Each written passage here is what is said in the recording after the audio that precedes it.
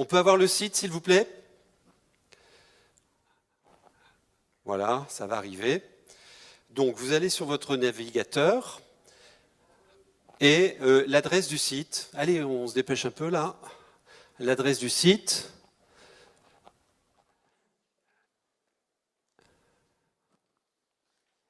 egoton-ref3.fr de mémoire. egoton-ref3.fr. Mais tapez Egoton, E-G-O-T-H-O-N, Ego, le pouvoir du moi, et vous allez tomber sur le site et sur cette homepage. Alors vous voyez, ça a pas mal progressé parce que hier matin, lorsque nous avons lancé ce 13e World Forum, on a ouvert la plateforme et on a déjà collecté 569 engagements. Et je vous précise que ce sont des engagements qui ont été vérifiés par le bureau des engagements qui était mis en place avec cette plateforme. Qu'est-ce qu'on vous propose? On peut un peu dérouler. C'est de poster un engagement perso à condition qu'il soit vérifiable, mesurable, puisqu'on vous demande de renseigner les champs de nom, prénom, situation professionnelle, ville, et vous écrivez votre engagement. Alors, je vais vous en montrer quelques-uns d'engagements qu'on a collectés depuis hier matin. Ah oui, on n'a pas fourni les loupes. Alors, Pierre Six, moi d'ici, j'arrive à voir. Entrepreneur, je m'engage à challenger mon modèle économique avec les enjeux du développement durable. À chaque fois, on revient vers les personnes pour leur dire « soyez le plus précis possible ». Par exemple, Pierre aurait pu dire dans le secteur de ma relation avec mes fournisseurs, par exemple. Donc soyez précis dans vos engagements. Je m'engage à dupliquer une bonne pratique présentée lors de cet atelier. Donc Muriel Baudin, ok. Elle en a un autre. Je m'engage à développer des partenariats avec des acteurs présents lors de cet atelier pour favoriser le mécénat de compétences. Ok. Je m'engage à abonner le CERD à l'allocation partagée de véhicules Cities. Emmanuel Bertin, il est où Emmanuel? Je l'ai vu dans le coin, là, il n'est pas encore dans la salle. Bon, Emmanuel, dans 3 mois, il aura un coup de fil ou un mail pour lui demander où il en est de la mise en place de son parc de véhicules Cities. Moi, mon engagement, je ne sais pas si tu l'as, Noémie, j'ai juste mis, donc c'est un engagement perso pour la maison, de réduire mon gisement de déchets ménagers de 30% en moins de 12 mois, avant le 30 juin de l'année prochaine. Donc, on a installé un compost, j'ai 2 poules, vous voulez tout savoir, et on fait ça, quoi, et ça marche. Donc, je vous invite, mesdames, messieurs, on prend 3 minutes, là, à poster votre engagement perso. Le pouvoir du moi, c'est par votre engagement qu'on va changer le monde, et c'est par là que ça va commencer. Et cette dynamique qui a été mise en place sur notre territoire va être une bonne visualisation des engagements. Et l'objet de notre rencontre de ce soir, c'est de vous inviter à être ambassadeur de cette plateforme, ambassadeur de la transition de notre territoire, et on vous proposera un mode d'emploi au cours de notre soirée. Alors on regarde, Yves qui nous dit « je m'engage à sensibiliser mon entourage également aux bonnes pratiques quotidiennes ». Bon, ça c'est comme quand j'étais au catéchisme, je disais je vais aider maman à faire la vaisselle. On n'avait pas de la vaisselle à l'époque. Ça ne mange pas de pain. Moi j'aimerais qu'Yves soit un peu plus précis dans son engagement, donc certainement qu'on va le rappeler, que le bureau des engagements va le rappeler. Le bureau des engagements, ça fait un peu KGB. Mais bon, il faut être comme ça, parce que le passage à l'action est nécessaire. Donc, alors, Sophie, c'est très bien. Sophie Eggemann, vous êtes là quelque part, non? Sophie, elle nous dit « Je m'engage à utiliser du tissu au lieu du papier cadeau pour ce Noël ». Un petit truc concret, précis, opérationnel. Et on va lui demander à Sophie de nous envoyer des photos du pied de son sapin, avec ses engagements. Qu'est-ce qu'on voit d'autre? Malika, je m'engage à contribuer à la démarche présente lors de cet atelier. Bon, ok. Voilà. Alice, je m'engage à partager mes bonnes pratiques avec les autres référents RSE du territoire et développer de nouvelles actions au sein de ma structure. Bon, step by step, ce serait bien qu'Alice nous dise Mon entreprise fait partie de la filière de je ne sais pas quoi, et c'est d'abord au niveau de cette filière que je vais essayer de partager avec les ambassadeurs RSE. Charlotte, c'est très concret. Charlotte Van Poek, je ne sais pas si vous êtes là. Charlotte Van Poek qui nous dit « Je m'engage à faire une évaluation de la démarche RSE de ma structure ». Alors ça aussi, moi, c'est un autre engagement que j'ai pris pour l'une de mes boîtes, c'est qu'on va entrer dans l'évaluation RSE de Réseau Alliance. Je m'engage à Tran Thi Duyen. Bon, je ne sais pas. Céline, je m'engage à partager mes bonnes pratiques avec les autres référents RSE du territoire et développer de nouvelles actions au sein de ma structure. OK. Mettez les engagements perso aussi. Hein. Et tous les speakers qui viendront sur cette scène dans quelques instants, je leur demanderai bien évidemment leur engagement personnel. Hein. Et vous avez 2 minutes pour y penser, hein, parce qu'on va ouvrir le bal avec vous dans quelques instants. Je m'engage à équiper les nouveaux modèles économiques de services numériques responsables. OK, ça c'est Anthony. Voilà, donc on est en train de collecter tous ces engagements. Le président de la mission REF3 et le président du World Forum nous ont dit ici hier qu'il fallait que demain, à la séance de clôture, on arrive à un premier millier d'engagements du territoire. On peut me remettre le compteur, s'il vous plaît? Voilà, ça c'est l'adresse. Envoyez-nous vos engagements. On en est à 574. 574 engagements vérifiés, mesurés, hein, comme je vous le disais tout à l'heure. Donc on a encore 24 heures, un peu moins même, pour aller aux 1000 engagements portés par les acteurs de ce territoire. Et ce soir, on met le zoom sur REF3. Je vous rappelle que REF3, la 3e révolution industrielle dans notre région, est née ici, au World Forum. Lieu d'inspiration. Il y a 5 ans, Jérémy Rifkin était venu nous présenter ce modèle. Et cette région s'est dit, ah bah ouais, il est très bien ce modèle, mais on va l'appliquer, le personnaliser aux réalités de notre territoire. Et c'est engagé une formidable dynamique. Alors la marque, c'est REF3, qui présente maintenant plus d'1 millier d'actions portées par les acteurs économiques, territoires de cette région. Et donc chaque année, depuis le lancement de REF3, on évalue au cours du World Forum l'avancée de ce grand projet, de ce programme pour les Hauts-de-France. Et cette année, au vu de la thématique de ce World Forum, j'ai le pouvoir de changer le monde. Le temps est venu de développer les engagements personnels des personnes physiques et personnes morales de notre territoire et de vous proposer d'en être les ambassadeurs. Et on va ouvrir notre séance tout de suite. C'est parti.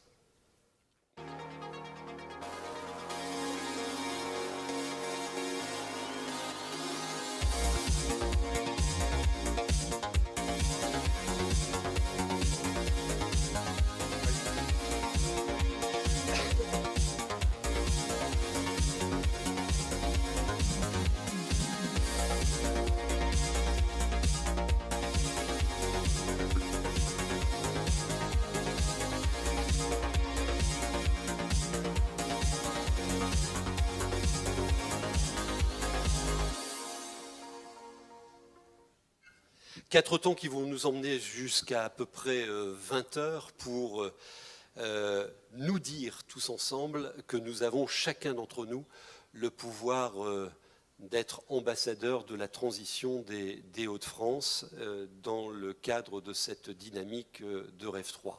Par ces engagements que vous postez sur cette plateforme, engagements perso, des engagements aussi de la structure que vous portez, entreprises, associations, territoires. Il y a des gens du monde économique dans la salle, il y a des élus, il y a des responsables d'associations. Vous êtes tous là et merci. On va essayer de voir ensemble les conditions du passage à l'action, et de l'accélération du passage à l'action.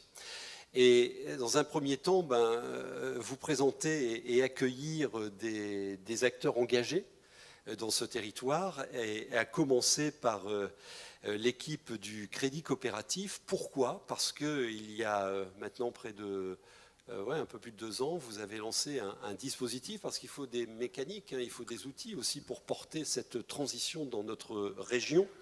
Et Daniel Dominguez, vous êtes directeur du développement du Crédit Coopératif. Expliquez-nous quelle a été la démarche, parce que très rapidement, lorsque REF3 est parti, s'est posé la question des mécanismes financiers pour accompagner les projets. Et vous, le Crédit Coopératif, vous avez répondu présent. Comment ? Exactement. En fait, la genèse de ce livret RF3, c'est évidemment de créer un modèle accélérateur dans le domaine de la troisième révolution industrielle. Et ça a été en fait l'opportunité pour la CCI et le Crédit Coopératif de créer quelque chose d'unique. C'était la première fois qu'on créait un produit, un livret d'épargne tracé sur une thématique et sur un territoire. Alors, vous êtes venu avec un épargnant et un financier qui porte un projet, un industriel. Je vous donnerai la parole dans quelques instants. Où en est-on du déploiement de ce livret ? Et expliquez-nous un peu plus précisément la proposition financière qui est faite à l'épargnant. Alors on va donner quelques éléments. Qu'est-ce que le livret REF3 ? Donc le livret REF3 donne la garantie à l'épargnant de voir 75% minimum de son épargne engagée dans des projets liés à REF3. Concrètement, qu'est-ce que c'est ? C'est un livret qui est à destination des personnes physiques et des personnes morales jusqu'à 150 000 euros. Jusque-là, rien de spectaculaire, mais une rémunération attractive, 1% jusqu'à 15 000 euros, c'était 1 500 euros il y a encore quelques jours. D'accord. Donc, trouver un banquier qui, dans le contexte actuel, augmente les conditions tarifaires d'un livret, je vous mets au défi de trouver. Cherchez pas sur votre téléphone, il y en a pas d'autres qui le font. Et la possibilité donc de tracer sur des produits, des financements pour des porteurs de projets, comme on en a ici. Comme donc, Stéphane. 21 en cours aujourd'hui, plus d'une cinquantaine qui ont été accompagnés depuis le début du dispositif REF3 dans plein de domaines, entreprises d'insertion, du recyclage. On a même traitement à queue d'extrait de bois de châtaignier. C'est très précis. C'est de la transition. C'est pas très concret, mais c'est précis. C'est de la transition. Donc, on voit les scores à l'écran, 1783 livrets ouverts. Une question marketing. Comment on accroche le client ? Alors, je suppose que votre première cible, ce sont les clients que vous avez déjà en portefeuille. Comment vous les accrochez ? Quelle valeur vous leur présentez avec ce dispositif ? En fait, on est dans la continuité de ce que fait le Crédit Coopératif aujourd'hui. La plupart de nos clients sont des clients engagés, ce sont des affinitaires. Et la première question qu'ils posent à leur banque, et c'est pour cette raison qu'ils viennent vers le Crédit Coopératif, c'est « à quoi sert mon argent ?» On leur donne donc la garantie de cette traçabilité. Donc ça, c'est le premier élément, c'est donner du sens. Le deuxième, c'est évidemment la rémunération. On en fait volontairement un outil attractif pour joindre l'utile à l'agréable, ça ne fait jamais de mal. Donc le sens donné à cet investissement, et en plus, effectivement, par rapport au placement classique, les scores sont, j'allais dire, un peu moins mauvais. Hein ? On peut dire ça ? Dans le contexte actuel, on peut même dire qu'ils sont très bons, paradoxalement. Oui, bien sûr. Ça, c'est le banquier qui parle. Non, mais vous avez raison. Vous avez raison. Alors, Marc Kaczynski, alors, épargnant, par ailleurs engagé, vous êtes président du laboratoire des initiatives foncières et territoriales innovantes. Comment êtes-vous arrivé sur ce dispositif, vous, avec votre épargne personnelle ? Alors, effectivement, c'est une question que je me suis posée en partant à la retraite. Voilà, donc j'étais directeur de l'établissement public foncier du Nord-Pas-de-Calais ici. Vous avez touché un gros paquet en partant ? Non. Pas de friches, en tout cas. S'occuper des friches, voilà, sites et sols pollués. Et donc, dans ces cas-là, on revoit un petit peu beaucoup de choses.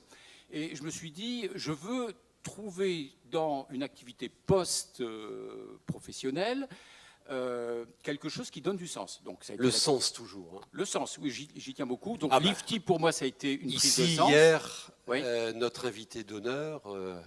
Monsieur Picard nous disait, si vous ne mettez pas un sens à votre projet, à votre action, n'y allez pas, quoi. Voilà. Et donc, j'ai donné un sens à Lifty.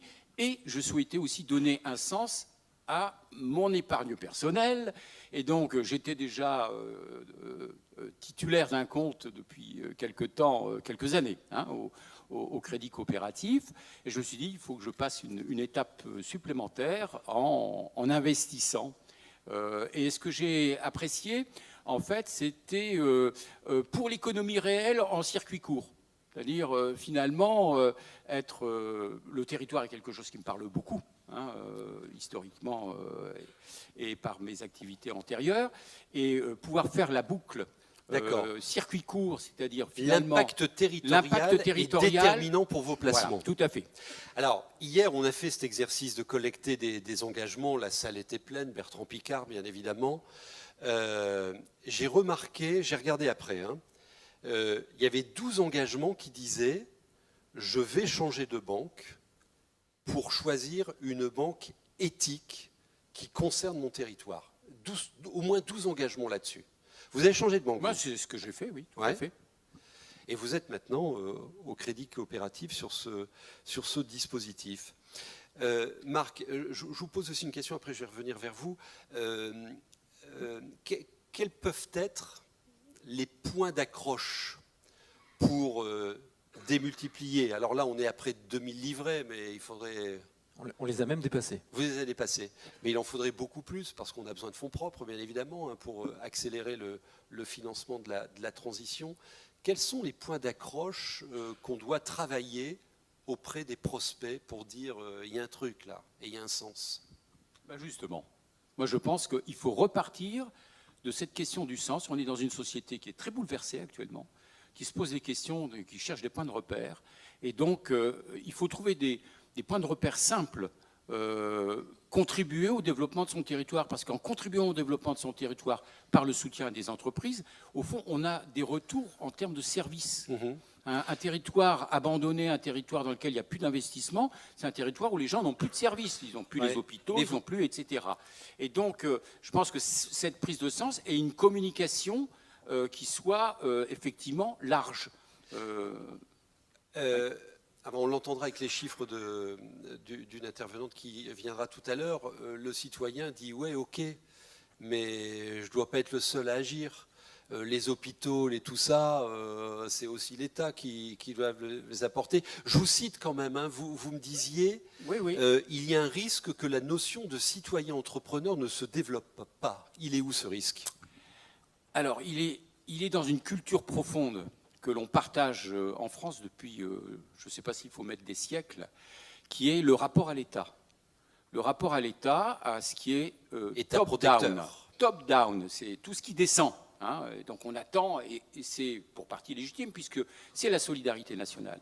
Mais si on ne combine pas cette solidarité nationale avec comme on dit, du bottom-up, c'est-à-dire l'envie de faire, de s'organiser personnellement, en réseau, sur un territoire, pour justement, soit interpeller, mais pas seulement interpeller, montrer qu'on a des projets qui peuvent rejoindre des projets d'intérêt supérieur. Et donc, moi, je crois beaucoup à cette réactivation d'un rapport circulaire, là aussi, entre initiative locale et, tout ce qui peut relever, effectivement, de la protection et puis, générale. On a un rendez-vous historique, là, autour de ça. De toute façon, il faut que ça marche. Hein. Vous nous présentez ce projet que vous avez financé, Stéphane Kirstetter, qui est donc dirigeant de l'entreprise d'emballage, une entreprise d'emballage que vous êtes installée à Flers-en-Escrebieux. Donc c'est dans le nord, du côté de Douai, hein, pour nos invités étrangers. Vous nous le présentez? Le mieux même, c'est que Stéphane présente sa structure. Ouais, allez-y. Donc c'est une PME basée à côté de Douai, effectivement, et nous fabriquons des emballages souples, donc principalement à destination des industries agroalimentaires. Si vous voyez un peu la tête des emballages de sucre de Béguincé, vous savez, avec les petits bouchons, donc on fait ce genre d'emballage. Mais aussi pour les cafés Méo, pour Michel et Augustin, pour les gourmands, pour FID, qui est une société qui a une très forte expansion sur la région parisienne, enfin voilà, et aussi la cosmétique et l'industrie. Alors, vous êtes inscrit dans la liste des projets labellisés REF 3. et donc vous arrivez à un moment au Crédit Coopératif. Quel est l'apport concret qu'ils vous ont fait? L'apport concret, c'est compte tenu du développement de nos nouveaux emballages que l'on met sur le marché, on était obligé d'investir dans une nouvelle machine qui représente un investissement d'1,3 million. Et là, directement, le Crédit Coopératif s'est proposé pour participer au financement de cette machine. Donc il est un accélérateur, un déclencheur de votre financement. Oui, tout à fait, indispensable. Comment se passe l'instruction du projet, le dialogue investisseur-banquier? Très rapide et très simple. Et vous avez besoin de rapidité, hein? Oui, oui, oui. Puis, en plus, c'était pas très loin de l'époque de Noël où les décisions devaient se prendre. Donc effectivement, il y a toujours la complexité avec les congés. Et là, ça s'est vraiment passé très très rapidement avec la directrice qui était venue nous rendre visite pour voir un peu si effectivement ça correspondait bien au cadrage de REF3. Et effectivement, elle a été convaincue et très contente de nous aider. Et je vous en remercie encore. Donc vous parlez de qui là? Isabelle Billet, qui est la directrice centre d'affaires de Lille. Ah d'accord, du crédit. Déborah Chéreau, qui est la directrice régionale Nord-Est Centre. Vous êtes très économie circulaire. Alors, REF3, on connaît, mais pour nos invités étrangers, vous irez revoir la nomenclature des points de labellisation. Il y en a 9, hein, donc vous répondez, vous, à plusieurs de ces critères. Qu'est-ce que ça a déjà produit, cet investissement, en termes d'ouverture de marché et d'innovation? Alors, je dirais que l'investissement, c'est l'aboutissement. En fait, la démarche REF3, on a démarré à l'origine, il y a 5 ans, par créer un laboratoire commun avec un laboratoire qui s'appelle le CTP, qui est 130 ingénieurs basés à Grenoble. Et l'objectif, c'était vraiment de créer des emballages qui soient 100% recyclables, sans film plastique et sans aluminium. C'était une demande de la bio. Et donc, on a commencé par ce point d'innovation. Et en fait, au fur et à mesure, parce que la R&D dans une PME, ça ne se fait pas à 1 ou 2 personnes, c'est vraiment l'ensemble des collaborateurs qui participent. Et donc, comme ça, on a pu effectivement changer les enjeux sociétaux, les enjeux environnementaux, l'économie circulaire, la gouvernance, parce j'ai modifié un petit peu la... Oui, il y a eu un impact intra-entreprise. Ah oui, total. Oui, oui. Ouais, il y a 6 points de REF3 qui ont été abordés. Ah oui, sur les 9. Mais c'était pas volontaire, ça s'est fait en fait dans un cheminement tout simple. Ah, et la gouvernance en fait partie d'ailleurs. Alors, vous pouvez aussi dire qu'il y a des débouchés marchés, il y a des retailers qui vous ont interrogé sur le remplacement du plastique. C'est ça, tout à fait. Et on participe à avec différents clients justement sur comment modifier les emballages et les rendre en remplacement avec le papier par rapport au plastique. Alors Daniel, que vous dit, là vous êtes en expérimentation sur ce dispositif financier innovant, que vous dit cette région? Parce que vous avez un terrain de jeu national, est-ce que vous l'exportez ce modèle-là par exemple? Alors oui, c'est vrai. Déjà, je voudrais dire, REF3, en fait, ça dépasse les frontières du territoire. En fait, Ce qu'on observe, nous, c'est que ce n'est pas que les citoyens des Hauts-de-France, c'est aussi les citoyens ailleurs sur les autres territoires issus des Hauts-de-France, mais c'est aussi des sympathisants, ce qui est assez exceptionnel. Ah ouais, on a aussi des épargnants qui accompagnent pour le sens du projet. Donc ça, c'est le premier élément. Il y a des épargnants d'ailleurs qui financent ici. Il y en a dans cette salle, il y a des Parisiens qui souscrivent aussi à REF3. D'accord, même des Parisiens. Même des Parisiens. C'est incroyable. C'est assez incroyable. C'est bien que ça fasse rire tout le monde, tant que ça fait pas pleurer. Moi, ça me va bien. Oui, ça fait des petits, en fait. Au Crédit Coopératif, on s'est appuyé sur ce livret-là pour créer notre livret coopération pour ma région, qui est présent dans tous les autres territoires, mais qui n'est pas à thématique, mais qui permet de tracer par rapport à son territoire. Donc finalement, ça nous a apporté autant que ça a apporté évidemment à REF3 et on s'en réjouit. Puis c'est l'occasion de saluer Jérôme Henry qui est dans la salle parce que c'est un de ceux qui a fabriqué là-bas livret 3e révolution industrielle à l'époque qui est devenu le premier livret là qui avait été lancé très rapidement au début. Donc c'est lui qui l'a fabriqué avec ses petites mains au Crédit Coopératif. Voilà. Et il a bossé lui aussi un peu. Là. Bien sûr. Très bien. Alors, je crois que Parce que ça doit faire des petits. Vous avez une rencontre annuelle avec les épargnants. Vous l'organiserez ici en 2020 ? Exactement, le 11 février 2020, on fait ce genre de rencontre en fait. On fait rencontrer les épargnants et les bénéficiaires pour mettre en lumière la force de Rêve 3. Pas que le livret, c'est vraiment Rêve 3 qui est mis en avant. Et donc on vous encourage à venir nous rencontrer, que vous soyez épargnant ou pas, pour mieux comprendre ce que fait le crédit coopératif avec ses clients sociétaires. Stéphane est aussi modeste dans son business parce que vous êtes l'un des premiers en Europe à avoir créé ce process et en tout cas le seul en France. La longueur d'avance, ça compte dans la transition. Je discutais justement avec un papetier lundi qui me disait que selon lui, on avait 10 ans d'avance. Alors, je ne crois pas tout à fait. Bon, allez, je pense même que 5, c'est pas mal. 3, ça doit pouvoir le faire. Mais effectivement, c'est nous qui avons créé le premier emballage 100% recyclable en Europe. Non, vous voyez la retombée de cette dynamique Rêve 3, ça veut dire du business vertueux. Et on a là un bon accélérateur et ces coopérations, monde de la finance, le territoire, c'est ça qui fait avancer les choses. Quel est votre engagement perso à poster ou déjà posté sur les Gotons? Qui commence? Marc? Ah, le micro. Oui. On va noter. Alors vous avez Noémie qui est là-bas, qui prend note et qui... Je ne me disperse pas. Réfère. J'ai commencé à placer mon épargne. Je prends l'engagement de poursuivre mes placements pour justement qu'il y ait d'autres entreprises qui puissent être soutenues. Vous voyez ça. Et j'en parle autour de moi. Très bien. Ouais, vous avez des preuves vivantes là, devant vous. Votre engagement à vous?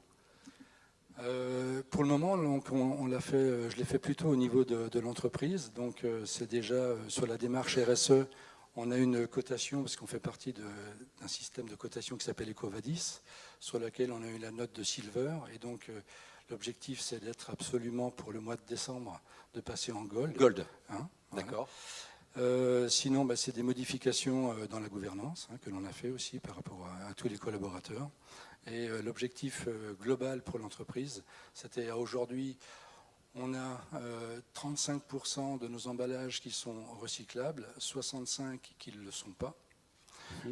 Et c'est de passer à 65% de 100% recyclables et 35% de recyclables. C'est-à-dire qu'ils peuvent éventuellement contenir, pour notamment des liquides, du film. On n'a pas le temps d'en parler, mais effectivement, Rêve 3 a aussi des impacts internes. Vous parlez de la gouvernance. Je crois que, vous me disiez que ça a changé des choses aussi chez les collaborateurs. Oui, le sens dont parle Marc en tant qu'épargnant, ça vaut dans l'équipe. Oui, tout à fait, puisque ce sont les conducteurs des machines qui font de la R&D, qui connaissent les process. Ce sont les seuls à connaître vraiment les process de transformation de ces fameux emballages. Et donc, vous imaginez bien qu'en termes de formation et de motivation, c'est radicalement différent. Quand les clients viennent nous visiter, ils nous disent d'ailleurs qu'ils ressentent une certaine ambiance, notamment vis-à-vis des conducteurs de machines. Donc, c'était vraiment une grande satisfaction personnelle. Et vous, votre engagement perso? Bon, déjà, être collaborateur du Crédit Coopératif, c'est un gros engagement en soi. Ah ouais. Mais je vais tricher, vous êtes payé en même temps. Je vais en citer 2. C'est vrai, aussi, pour le faire. Donc c'est doublement agréable pour le coup. Deux engagements.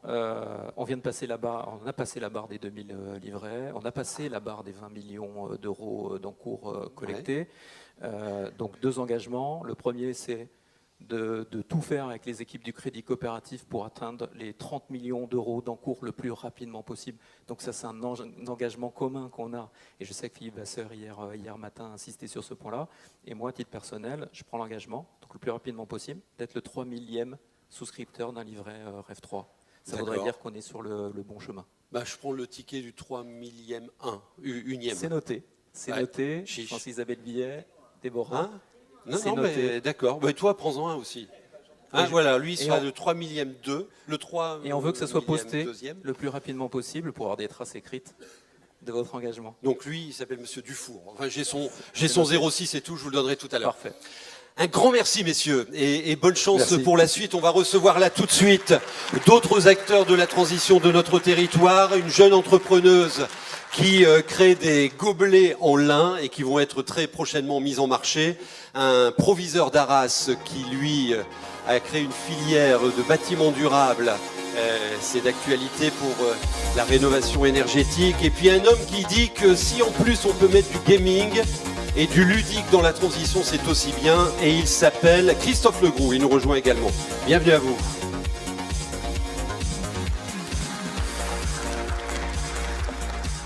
Ah, bah ouais.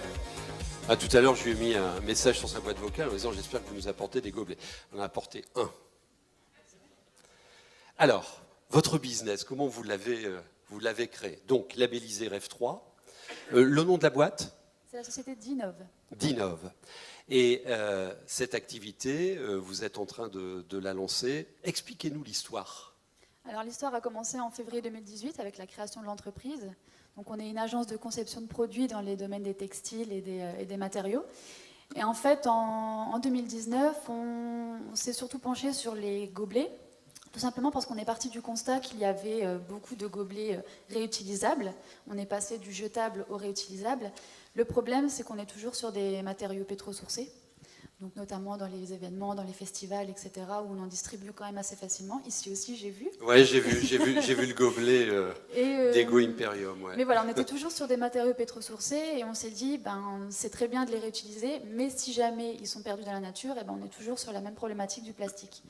Monsieur le Président du World Forum, prenez l'engagement que l'année prochaine, les gobelets du World Forum, c'est pris? Top. On en avait déjà discuté. Très bien.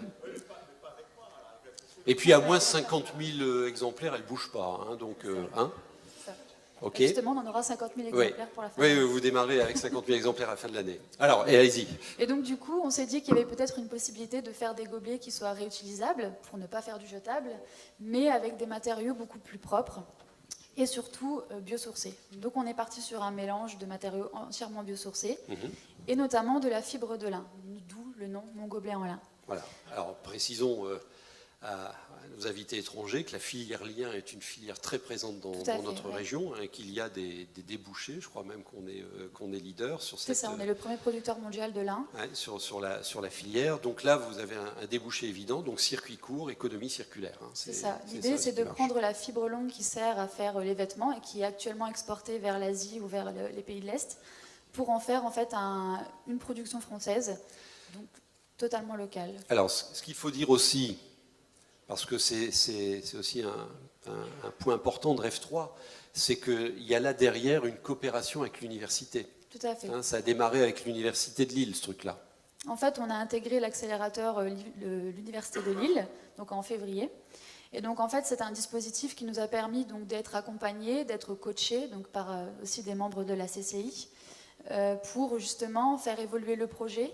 Nous, on est un bureau d'ingénierie, donc on a l'expertise entre guillemets technique, mais il nous manquait des connaissances en marketing, en stratégie, en communication. Et avec les différents coachings, le programme qui a été d'accompagnement, ça nous a permis de faire mûrir notre projet jusqu'à aujourd'hui l'industrialisation des gobelets. Donc le développement de ces business de Rêve 3, ça ne se fait pas seul, quoi. Ça se fait par cet écosystème et par ses partenaires. L'université est au rendez-vous. L'année dernière, Philippe Vasseur, vous aviez fait monter 17 acteurs de l'université de l'enseignement supérieur. Ils ont tous dit on y va. Hein. On est à 35. Vous êtes à 35 aujourd'hui. Donc ça, c'est aussi important. Hein. Qu'attendez-vous, alors au-delà de cet appui sur la recherche, qu'attendez-vous de ce territoire pour que ça conquiert le monde? Déjà qu'il soit précurseur dans les commandes, parce que forcément, mesdames, messieurs, on est sur un produit qui parle à beaucoup de monde, à beaucoup de collectivités, d'associations, d'entreprises.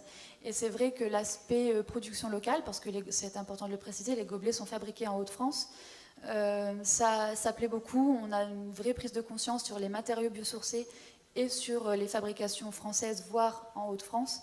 Donc c'est vrai que nous, le but, c'est déjà que la région soit démonstratrice de son engagement, en fait. Et vous mettez en marché à la fin de l'année, là, hein, c'est imminent? C'est ça. Là, on est en plein dedans. Pour fin novembre, on fait produire 50 000 gobelets. Très bien. Il y a plusieurs couleurs ou comment Non, ça se la passe? couleur naturelle du lin. Et on peut les floquer? On peut les sérigraphier. Pas de flocage, pas de film plastique. D'accord. Bon, voilà. Bonne chance. Merci beaucoup. Une entreprise, un projet Rêve 3. Un autre projet Rêve 3, Bertrand de Kederken. Votre lycée est maintenant devenu un campus des métiers du bâtiment et des énergies.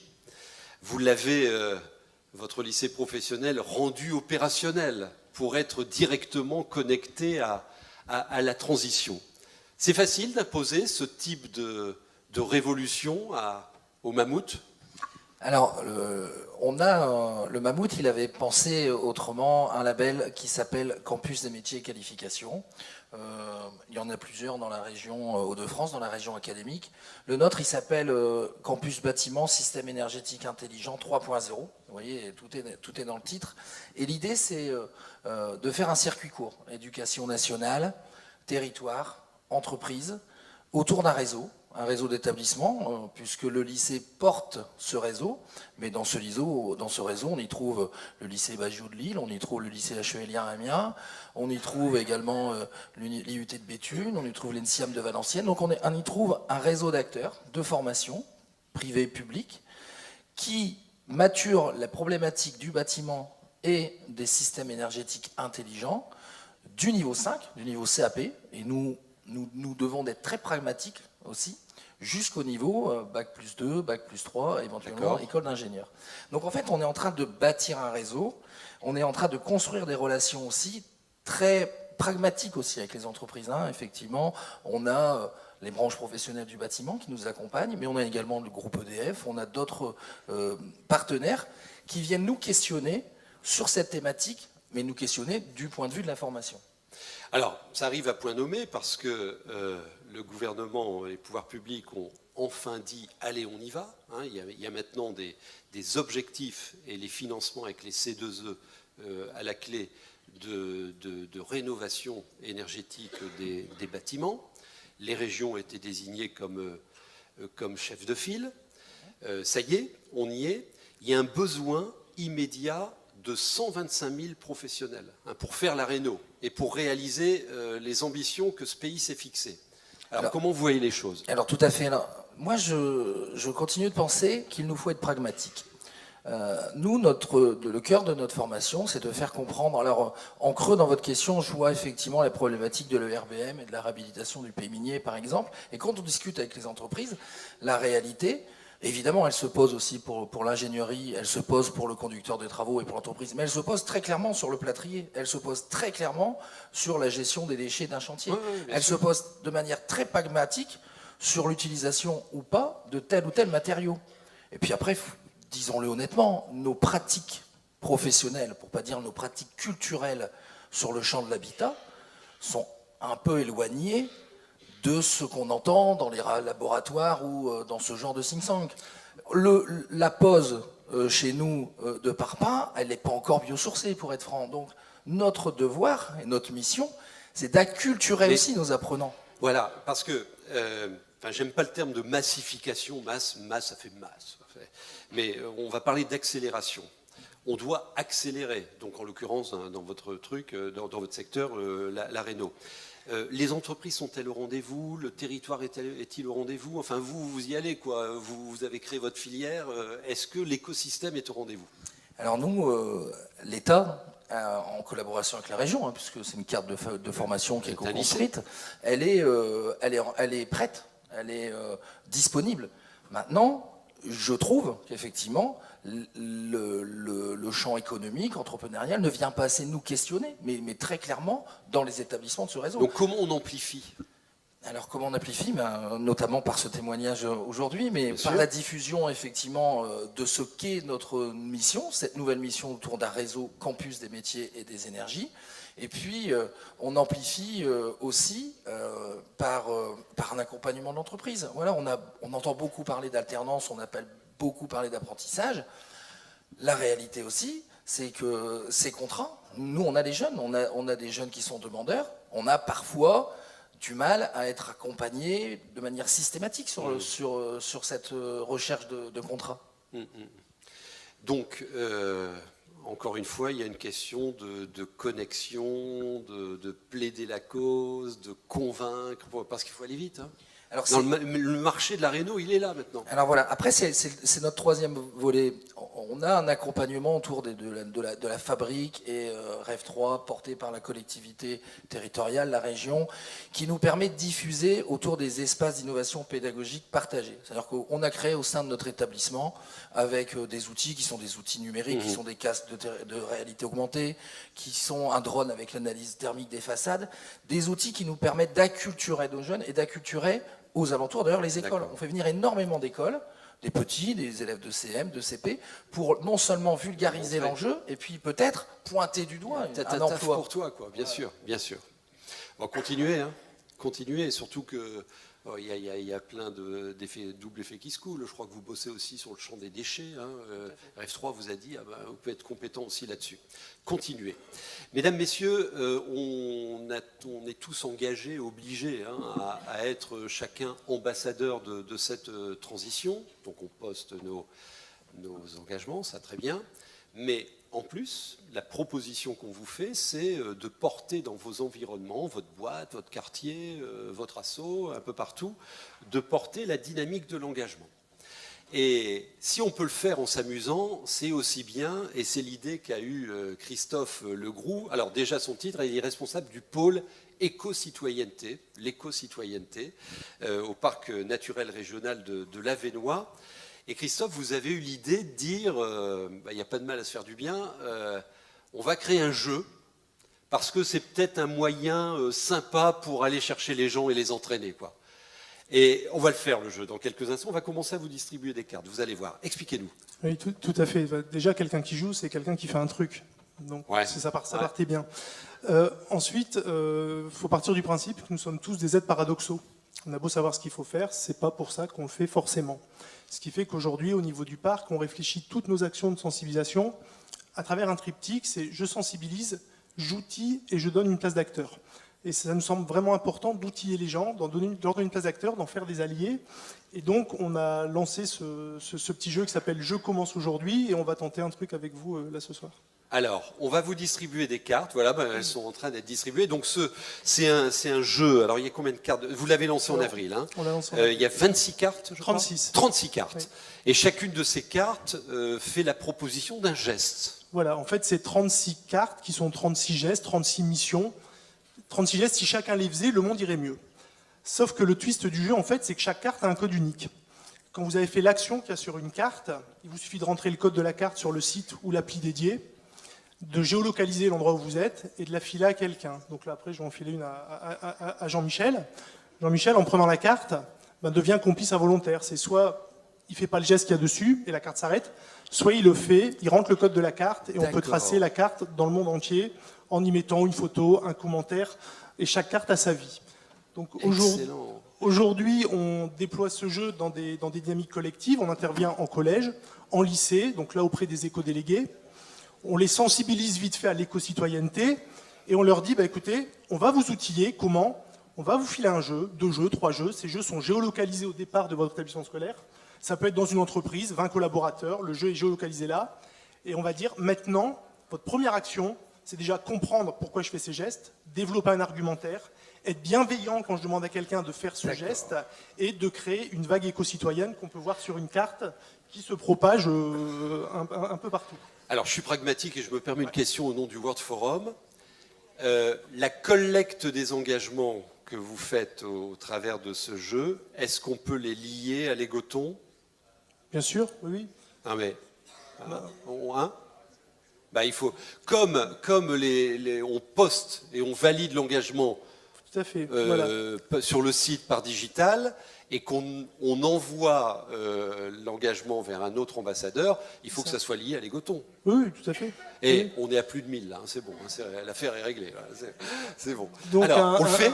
Un exemple concret. On le fait. Voilà, là ici j'ai une carte, c'est mettre un stop pub sur sa boîte aux lettres. Jean-Michel, est-ce que vous avez, monsieur, vous avez un stop pub alors, sur j'ai un votre boîte aux problème lettres? parce qu'en fait je les écris moi-même et ça s'efface. Donc monsieur n'en a pas. Donc, alors aussi chose importante, c'est que donc ce jeu a été financé par l'Europe, par la DRAF, et on a des logos donc dans la boîte et sur le site. Par contre, sur les cartes, il n'y a aucun logo. C'est-à-dire que le prescripteur, c'est pas l'État, c'est pas l'Europe, c'est pas la région, c'est moi Christophe. Donc votre prénom c'est donc Bertrand. Prenez le micro. Si vous prenez la carte, c'est ne trahis pas la confiance que je mets en toi. Donc il y a ce rapport de confiance. C'est moi, Bertrand. Et donc le fait de prendre ça, à son tour, il va mettre un stop pub, il va rentrer le code de la carte, on va voir un point, et on aura une carte comme ça du monde. Alors ce qu'on propose de faire ce soir, c'est qu'on a enregistré des cartes, ça va être une première. Hein. Au départ du World Forum, donc au départ de ce théâtre, vous allez récupérer des cartes, et ne trahissez pas la confiance qu'on met en vous. C'est-à-dire que pendant les jours, les semaines, les mois qui suivent, on va pouvoir suivre le voyage de ces cartes. Est-ce que vous, déjà, vous êtes venu parler environnement, développement durable, vous portez des discours, est-ce que vous êtes capable de faire un geste, 2 gestes, 3 gestes, de convaincre quelqu'un de faire le geste et de créer cette vague écossaienne qui est visible tout de suite. Et ceux qui s'engagent à le faire, vous levez le doigt et la carte. Levez votre carte. Vous le faites, hein. Photo. Photo. Et il y en a 2 qui disent non, David. David. Alors, tu prends la photo ? Non, parce qu'après, on peut repérer avec nos logiciels la reconnaissance faciale et si on j'ai aura vos encore une coordonnées. minute, c'est juste pour informer, c'est que J'adore. nous avons été contactés par l'Agence française de la biodiversité et de l'UICN. Alors, je dois tenter un truc avec vous. C'est que dans le cadre des Journées mondiales de la biodiversité à Marseille au mois de juin, on nous a demandé de faire une édition spéciale de ce jeu avec des missions biodiversité. Et l'idée, ça va être qu'aux représentants des différents pays qui seront à ces journées mondiales, des ONG, des grandes entreprises, de leur donner des jeux, donc là, français-anglais, et de pouvoir suivre dans les jours, les semaines, les mois qui vont suivre ces journées mondiales, l'engagement des représentants des différents pays, des ONG, des entreprises. Top. Il faut vraiment le prendre comme un outil qu'on a dans la poche. C'est-à-dire que moi, j'ai 2 filles adolescentes. Il y en a une, par exemple, c'est demande à quelqu'un le dernier légume que tu as consommé. On était invité début avril à un anniversaire et on a eu une tarte aux fraises en dessert. Ma fille, Solène, me dit papa, les fraises, c'est pas de saison. Je fais Solène, mange ta tarte. On a invité, ça fait bobo. Écolo, modernisateur. Non, mais c'est important, sinon ça. Sauf La que cohérence. Sauf que dans l'après-midi, elle a sorti sa carte, elle était voir Marine Bénet, elle a fait Marine Bénet, c'est quoi les légumes que tu as mangé?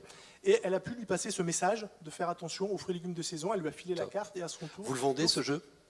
Alors, pour l'instant, non. On est en train de voir aujourd'hui, le département du Nord est intéressé pour accentuer le fait d'outiller dans le parcours citoyen les jeunes collégiens, parce que l'idée, c'est voilà, c'est vraiment on rajoute aussi les usages numériques, donc ça rentre dans le lire, écrire, parler. Enfin, on pense avoir mis le doigt sur un outil qui peut intéresser pas mal de monde. Aujourd'hui, moi, je travaille pour un parc naturel qui a vocation à rayonner sur son territoire de parc.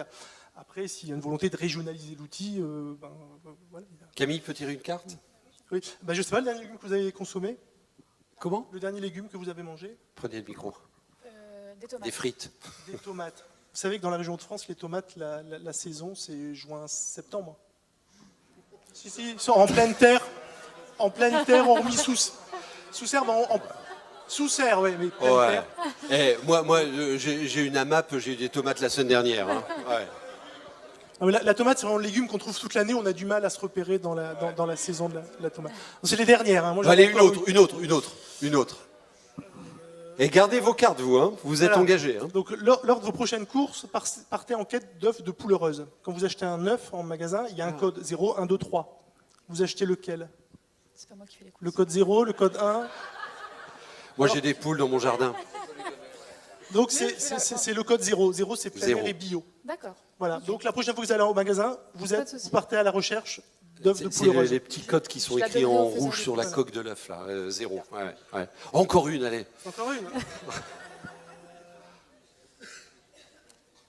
Tiens, faites-le au tout nouveau président de la Chambre de commerce et d'industrie Grand Lille. Il est là, M. Blervac. Là, il est là. Faites-le. D'accord, donc c'est monsieur. C'est lui. Bonjour. Vous utilisez quel moteur de recherche quand vous allez sur Internet? Lilo. Voilà. Alors, Firefox, c'est un navigateur. Ouais. Mais le moteur de recherche pour faire vos recherches sur Google. Alors, utilisez Lilo, c'est les mêmes algorithmes, sauf que chacune de vos recherches finance un projet que vous aurez choisi. Donc, en fait, en gros, les 30 € que vous donnez à Google, il y a 15 € sur le projet. Vous êtes généreux gratuitement. Donc, je m'engage à partager cette carte avec tous les collaborateurs de mon entreprise. Si chacun peut mettre Lilo, voilà. En gros, c'est 15 € par an, par individu qui a Lilo qui est reversé à un projet. Et le parc naturel Jean-Lévenois a un projet. Et c'est extraordinaire, Christophe, parce qu'on est en train de faire la démonstration, là. Et je n'avais pas imaginé comme ça. de la force du pouvoir du moi. Non mais regardez l'engagement qu'il vient de prendre. C'est magnifique.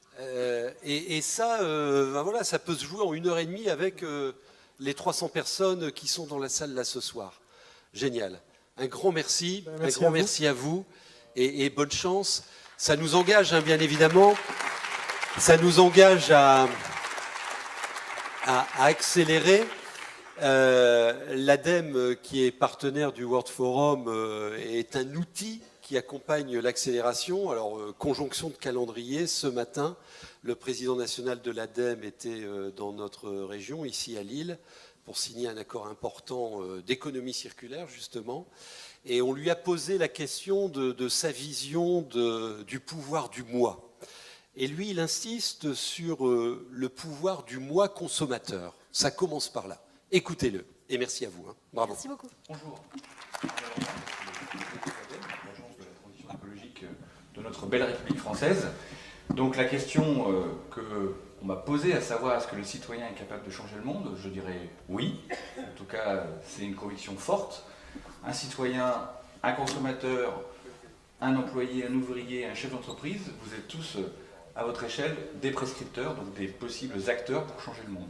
On a beaucoup de sujets sur lesquels on peut travailler ensemble avec l'ADEME, que ce soit la mobilité, donc oui, changement de mobilité, on impacte le monde. Changement d'alimentation, on impacte le monde. 3 fois par jour, vous choisissez une orientation à laquelle vous pouvez participer en choisissant des aliments produits près de chez vous, de qualité, en évitant parfois des produits transformés qui ont des impacts conséquents sur l'environnement. Voilà, vous avez un nombre de champs conséquents.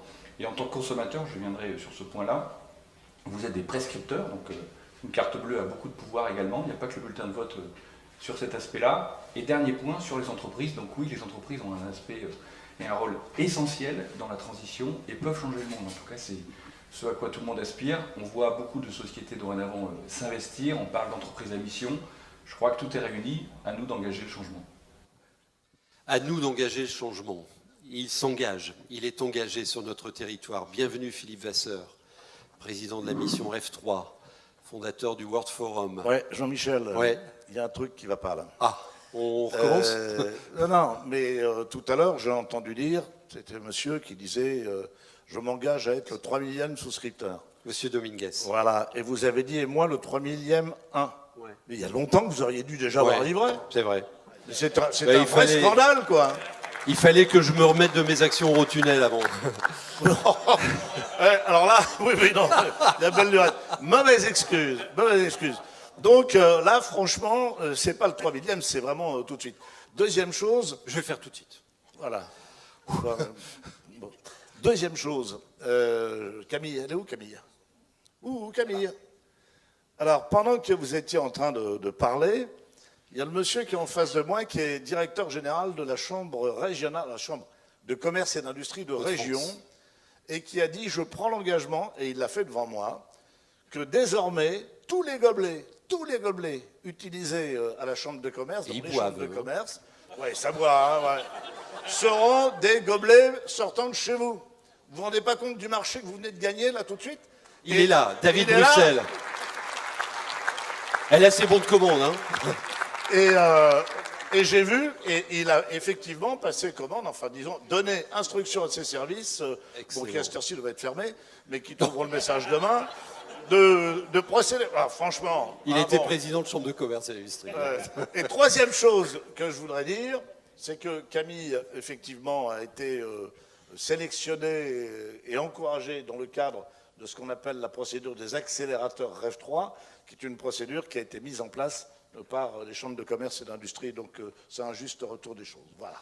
Ben, j'aime bien ce mot d'accélérateur, parce que la question que je voulais vous poser à tous les deux, président de la mission REF3, directeur régional de l'ADEME, hein, qui accompagne et qui investit avec ces dispositifs, les coteries et autres pour notre territoire, je voulais vous poser la question des conditions de l'accélération. On est au pied du mur aujourd'hui. Enfin, Bertrand Piccard, hier, il nous l'a fabuleusement démontré sur cette scène. On est au pied du mur de l'engagement général, qu'il soit individuel ou collectif, la somme des individuels faisant beaucoup plus que le collectif. Quelles sont, selon vous, les nécessaires conditions de l'accélération. On commence par qui, Philippe? Bon, on va commencer par moi, tu permets? Ouais. Non, parce que non, mais on est des vrais complices. Et c'est important, parce qu'il y a une communauté qui s'est créée autour de Rêve 3, dont l'ADEME fait partie, dont d'autres qui sont ici font partie. Et c'est la force du collectif, aujourd'hui, qui nous donne encore ce temps d'avance. On ne part pas de rien. On a été des précurseurs. Ça fait donc maintenant 6 ans que nous sommes engagés dans cette aventure. Et il s'est passé beaucoup de choses. Donc il faut aussi qu'on regarde l'acquis, qu'on regarde le présent, qu'on puisse faire le bilan, ce que moi je fais assez régulièrement, de tous les progrès que nous avons accomplis. Je persiste à penser que dans bien des domaines, nous avons ce temps d'avance. Alors après ça, se pose la question de savoir comment on peut encore aller plus loin. On va continuer. Je cite souvent l'exemple, je parle devant Didier Cousin, qui est le patron de GRDF pour la région des Hauts-de-France, avec lequel on a décidé, dans le cadre également d'un collectif, qui est le collectif pour le biométhane injecté, de faire de la région des Hauts-de-France la première région d'Europe pour le biogaz injecté. Et on est en cours. Et alors, vous me parlez de massification. On a aujourd'hui, à ce jour, fin 2020, en gros, une vingtaine d'installations qui sont ouvertes. Nous allons en avoir fin 2020, fin 2019, vingtaine. Fin 2020, nous en aurons 40. En 2021, 80. En 2022, 160. Vous voyez la courbe. C'est-à-dire on double chaque année. Donc on est dans un processus de massification. Donc, il fallait bien commencer. Il fallait, disons, en quelque sorte, initier le mouvement. Le mouvement est fait. Et ça, on le fait dans tous les domaines. On le fait avec, notamment avec le Conseil régional, qui est, en quelque sorte, chef de file de la politique économique sur le territoire. On est vraiment dans cette trajectoire-là. Ça, c'est un premier point. Deuxième point, auprès de, disons, du monde professionnel, aujourd'hui, le mouvement est lancé. Et il est partagé, largement. Là où on a un peu plus de difficultés, c'est pour partager ce message avec l'ensemble, cet élan, avec l'ensemble de la population. Alors on est content de pouvoir travailler avec les lycées, parce que les jeunes, et ils sont très très mobilisés, très motivés, et on verra le 5 décembre prochain à Amiens, ce grand rendez-vous qu'on va organiser, où on verra qu'1 millier de jeunes sont mobilisés. Dans le public, c'est plus lent. Et c'est ce que je disais en ouverture du World Forum. On a des gens aujourd'hui qui manifestent, on a des gens qui pétitionnent, etc. Mince, ok, la protestation c'est bien, mais la contribution c'est encore mieux. Et je pense qu'aujourd'hui, quand les gens sont en train de protester, ils ont raison de protester, on leur dit d'accord, mais tu fais quoi? Et ça, c'est une des difficultés qu'on peut avoir. On y travaille avec le CERD, qui est le centre de ressources du développement durable, qui est présidé par Aurore Colson, qui sera sur cette estrade on va l'accueillir en dans pas très très longtemps, et bon, qui est l'organisme vraiment qui est important dans ce domaine. Mais je pense aujourd'hui qu'il faut que la population prenne davantage conscience des enjeux. C'est une des difficultés que l'on peut avoir. C'est un travail de longue haleine, il ne faut pas se tromper. On n'est pas sur une chose qu'on peut changer d'un claquement de doigts. Mais c'est notre enjeu. Bon, et on compte aussi, bien évidemment, sur notre partenaire de l'ADEME. Alors Philippe, je garde ce point-là, parce c'est très intéressant, parce qu'on va apporter des éléments de réponse avec Solange Martin. Oui, mais alors Solange Martin, je ne sais pas encore ce qu'elle va dire, mais j'ai lu ce qu'elle avait déclaré, donc elle nous alerte précisément dans ce domaine. Et elle dit dans une interview qui a été donnée, je ne sais plus à quel journal, je cite de mémoire, il est plus facile aujourd'hui d'impliquer les entreprises que d'impliquer les Français. Alors, ce que vous dites en gros, c'est que les Français veulent, mais passent plus difficilement l'action. Je simplifie à peu près, bon voilà. Ouais. Et moi, je vais vous écouter avec attention parce que c'est exactement ils émettent des conditions pour passer à l'action. Oui, mais bon, on trouvera toujours des bonnes excuses pour passer à l'action. Donc, et là, vous venez de faire la démonstration à travers ce jeu de cartes. Bon, c'est dommage qu'on ne l'ait pas eu avant, parce qu'on l'aurait mis véritablement en ligne, mais il y a des tas de gestes, il y a des tas d'actes qui peuvent être accomplis par des citoyens. La preuve, pratiquement tous les gens qui sont ici, que ceux qui ne prennent pas d'engagement se dénoncent. Voilà, on a une belle réponse, merci. La même question, Hervé. les conditions de l'accélération? Il y a urgence, il faut faire des efforts, c'est de la faute à un tel ou un tel, il faut qu'on trouve le coupable. Ça, c'est exactement ce qu'il ne faut pas faire. Et c'est ce qu'on a les uns les autres, y compris l'ADEME à une certaine époque, fait. Donc ce n'est pas en faisant peur, ce n'est pas en excitant et en aboutissant à une forme de sidération, donc de refuge dans le passé, de refuge dans la consommation, chacun sa voiture, chacun son objet, etc., qu'on va réussir à faire évoluer, à transformer l'essai. Une fois que j'ai dit ça, il nous semble, et je m'appuie exactement sur ce que vient de dire Philippe, si Arnaud Leroy vient régulièrement, il n'y a pas d'autres directeurs régionaux de l'ADEME, donc je peux me lâcher un tout petit peu dans cette région-ci, ce n'est pas complètement un hasard. Bien sûr qu'il est originaire de Los-les-Lilles, donc un ch'ti revient toujours à l'origine. Non, plus sérieusement, et très sincèrement, ce qu'il faut, à notre sens, et c'est la seule région où ça s'est passé comme ça, c'est une vision. Une vision. Et c'est une vision qui n'a pas du dessus. C'est une vision qui est construite par les acteurs économiques, par les acteurs politiques. Dieu merci, nous sommes en démocratie, dans cette précieuse démocratie.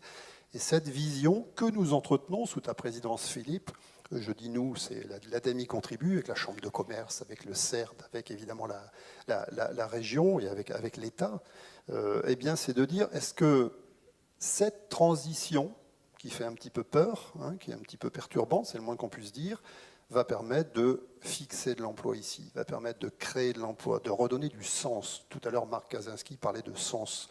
Est-ce que cette transition, on peut la réussir à notre échelle, avec les leviers qui sont les nôtres? La réponse est oui. L'an passé, on a sorti un tome 1 de l'actualisation, finalement, de cette démarche REF 3 qui s'intitulait « Transition énergétique et emploi ». 46 000 emplois sous 15 ans sont nécessaires pour la faire, cette transition, que sur l'aspect énergétique. Emplois locaux, ici. On est en train de publier le tome 2, il y aura une conférence de presse bientôt, en fin d'année, qui s'intitule « Économie circulaire et emploi ». Et les premiers constats, par exemple, sur la question de la mode éthique, la mode circulaire, Roubaix, tu citais Roubaix. C'est ton engagement, hein, tu l'as pris. C'est mon engagement, je l'ai pris hier, je le referai juste après.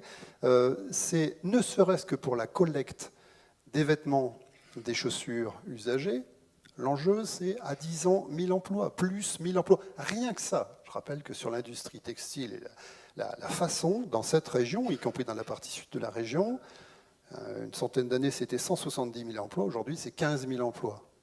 Ben, le challenge, et c'est ma deuxième suggestion ou recommandation, en tout cas c'est comme ça que nous fonctionnons, c'est il faut de l'audace, quoi. Il faut du challenge, il faut de l'audace, il faut de l'émotion, il faut de la fierté. Et ben on va la recréer, cette mode. Elle sera éthique, et puis on verra bien jusqu'où ça va. Mais en tout cas, énormément d'audace, énormément de risques dans le bon sens. Il faut qu'on joue sur la fierté. J'ai bien apprécié le collègue du parc qui présentait un jeu, quoi.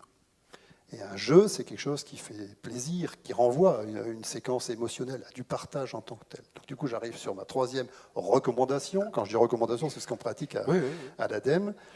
C'est de dire, tout ça, finalement, c'est une affaire sociétale. C'est une affaire de destinée collective. Tu as insisté sur le mot collectif, Philippe. Et donc, cette affaire-là, ce n'est pas une affaire de spécialistes. Et c'est l'ADEME qui dit ça. Il ne faut surtout pas qu'il n'y ait que l'ADEME qui soit en charge de ces questions. Il faut qu'il y ait le monde économique, et pas que les spécialistes de l'environnement ou de l'énergie. Il faut qu'il y ait l'ensemble des élus, et pas que l'adjointe ou le président ou la présidente spécialisée sur les questions de développement durable. Et on recommence, ça fait un sujet. Non, c'est le cœur du sujet. Plus de tuyaux d'orgue. Plus de tuyaux d'orgue. Et il faut bien évidemment que les citoyens, qui sont des consommateurs, comme le disait Arnaud Leroy, qui ont une capacité à changer phénoménalement et à accélérer phénoménalement les choses, s'en saisissent. C'est monsieur ou madame tout le monde que je suis par ailleurs, quoi.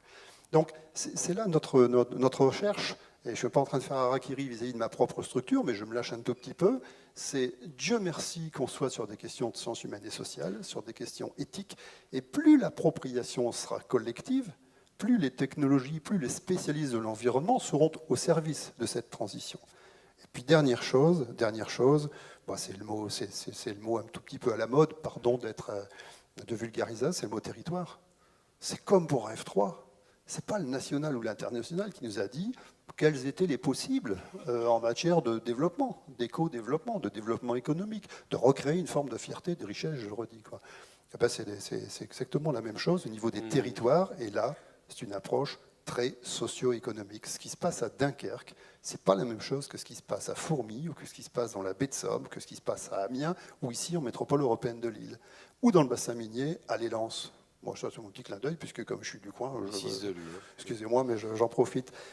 Non, je dis ça plus sérieusement, c'est que là aussi, et tu parlais de complicité, Philippe, merci pour la confiance que tu accordes à l'ADEME, on essaye de partir des réalités socio-économiques des différents territoires, et il y en aura pour tout le monde. Il n'y a pas, tu sais, la grande mode, je lance un appel à projet, je prends les 3 meilleurs, et puis le reste, vous n'avez pas droit à la préparation du monde de demain, quoi. Non. C'est l'ensemble des territoires, avec leur socio-économie, avec leurs aménités, avec leurs racines, avec leur ADN, vis-à-vis desquels, au nom de Rêve 3, eh bien, nous allons être des facilitateurs, des accompagnateurs pour la trouver, cette résilience, pour les trouver, les fils rouges. Mais encore une fois, entre Lens, entre Lille et entre Amiens, pour prendre 3 clubs de foot, désolé, c'est pas la même chose, quoi. Philippe disait à l'instant, il y a encore des exclus, enfin des gens qui ne sont pas encore dans la danse de Rêve 3, les citoyens. Est-ce qu'il y a d'autres acteurs qu'il faut aller chercher là? Clé de lecture, monsieur le journaliste. Je pense que finalement, ça va plus vite que prévu. Ça va plus vite que prévu. On le voit avec les Ripper Café. Il y en a combien dans la région? On est à 170, 180. Ni la région, ni l'État, ni l'agence d'État, ni même Rêve 3, président que tu es Philippe, c'est pas nous qui avons initié ça. C'est parti du terrain, on doit être des facilitateurs. Et on pourrait citer une multitude d'exemples. Dugerty qui était là hier matin, et puis aujourd'hui avec son réseau mondial des makers faire, et puis son directeur régional, je ne sais pas si dans la salle, son directeur national. Pardon, Christophe Rayon, qui est de l'entreprise Leroy Merlin, et c'est lui qui anime les makers France. Les tech shops. Ça se développe à toute vitesse, quoi. Et donc dans le monde politique, le monde économique s'en est saisi, oui. C'est plus au bord, c'est au centre, comme le disait le nouveau président du World Forum, 1000 fois oui. Sur les citoyens, c'est plus une histoire, je pense, de branchement, de clé de lecture. On ne s'est peut-être pas assez branché, parce que là, il y a une vraie innovation, et c'est pas facile. Donc c'est pas nous, monde politique ou monde économique, qui allons dire aux citoyens que c'est... Il faut qu'on trouve la clé, je ne l'ai pas encore trouvée. Comment s'articule-t-on, comment se branche-t-on, comment devenons-nous des facilitateurs? Et l'Égoton, de ce point de vue-là, est sacrément sympathique. Et ça passe par les territoires, très très clairement. On a aujourd'hui ce qu'on a appelé, nous, les territoires démonstrateurs, qui sont basés sur le volontariat, sur les territoires qui décident de rentrer dans la démarche. On en a une vingtaine aujourd'hui. Ça va de la ville de Fourmies au pôle métropolitain de l'Artois. Ville de Fourmies, 12 000 habitants. Pour le métropolitain de l'Artois, 650 000. Et ce sont des gens qui développent leurs propres projets. Et on touche davantage la population à travers la proximité. Parce que c'est vrai que si jamais vous parlez à quelqu'un qui est à Maubeuge de ce qui se passe à Dunkerque, ça va l'intéresser relativement. Si on parle à Maubeuge des gens de ce qui se passe à Maubeuge, on les intéressera davantage. Ça, c'est un premier point. Deuxième point, on a une certaine fierté avec les territoires. C'est qu'au niveau national a été lancé une sorte de concours, doté assez richement d'ailleurs, pour ce qu'on appelle les territoires d'innovation. Le territoire de Dunkerque, qui a été le seul retenu dans les Hauts-de-France, avait basé toute sa problématique sur Rêve 3, et il a remporté un peu le jackpot, on peut dire les choses comme ça. Donc on a des éléments concrets, et ça, je crois que ça touche la population. Merci pour cette feuille de route que vous nous avez présentée, et nous entrons dans la dernière séquence de notre... Oui ? Un dernier mot, n'oublions jamais une chose, jamais une chose.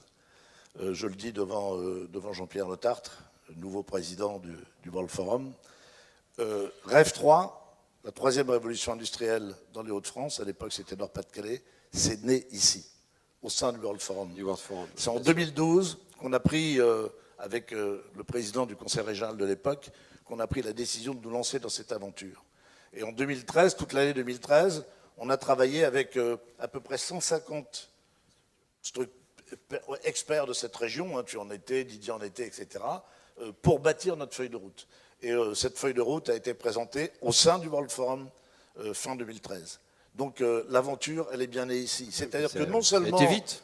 Oui, on a été vite, mais non seulement nous sommes en quelque sorte un lieu d'échange, de prise de conscience, de prise en considération aussi d'un certain nombre d'éléments, mais on passe à l'acte. Et je pense que c'est ce qui est le plus important, c'est faire, c'est quand même mieux que dire. Tiens, tu peux remettre l'engagement de Célina, là, qu'on vient de voir à l'instant, Noémie. Regarde, je m'engage avec mon équipe à accompagner les jeunes SDF des Hauts-de-France sans solution vers l'insertion professionnelle. Je m'engage à lutter contre l'isolement, certainement, et les exclusions sociales en impliquant les entreprises. Ça aussi, finalement, c'est du rêve 3, parce que la transition est globale, quoi. Merci pour votre engagement. On veut être une région connectée, durable et inclusive. Complètement. Tout à fait clair. Merci beaucoup. Merci, messieurs.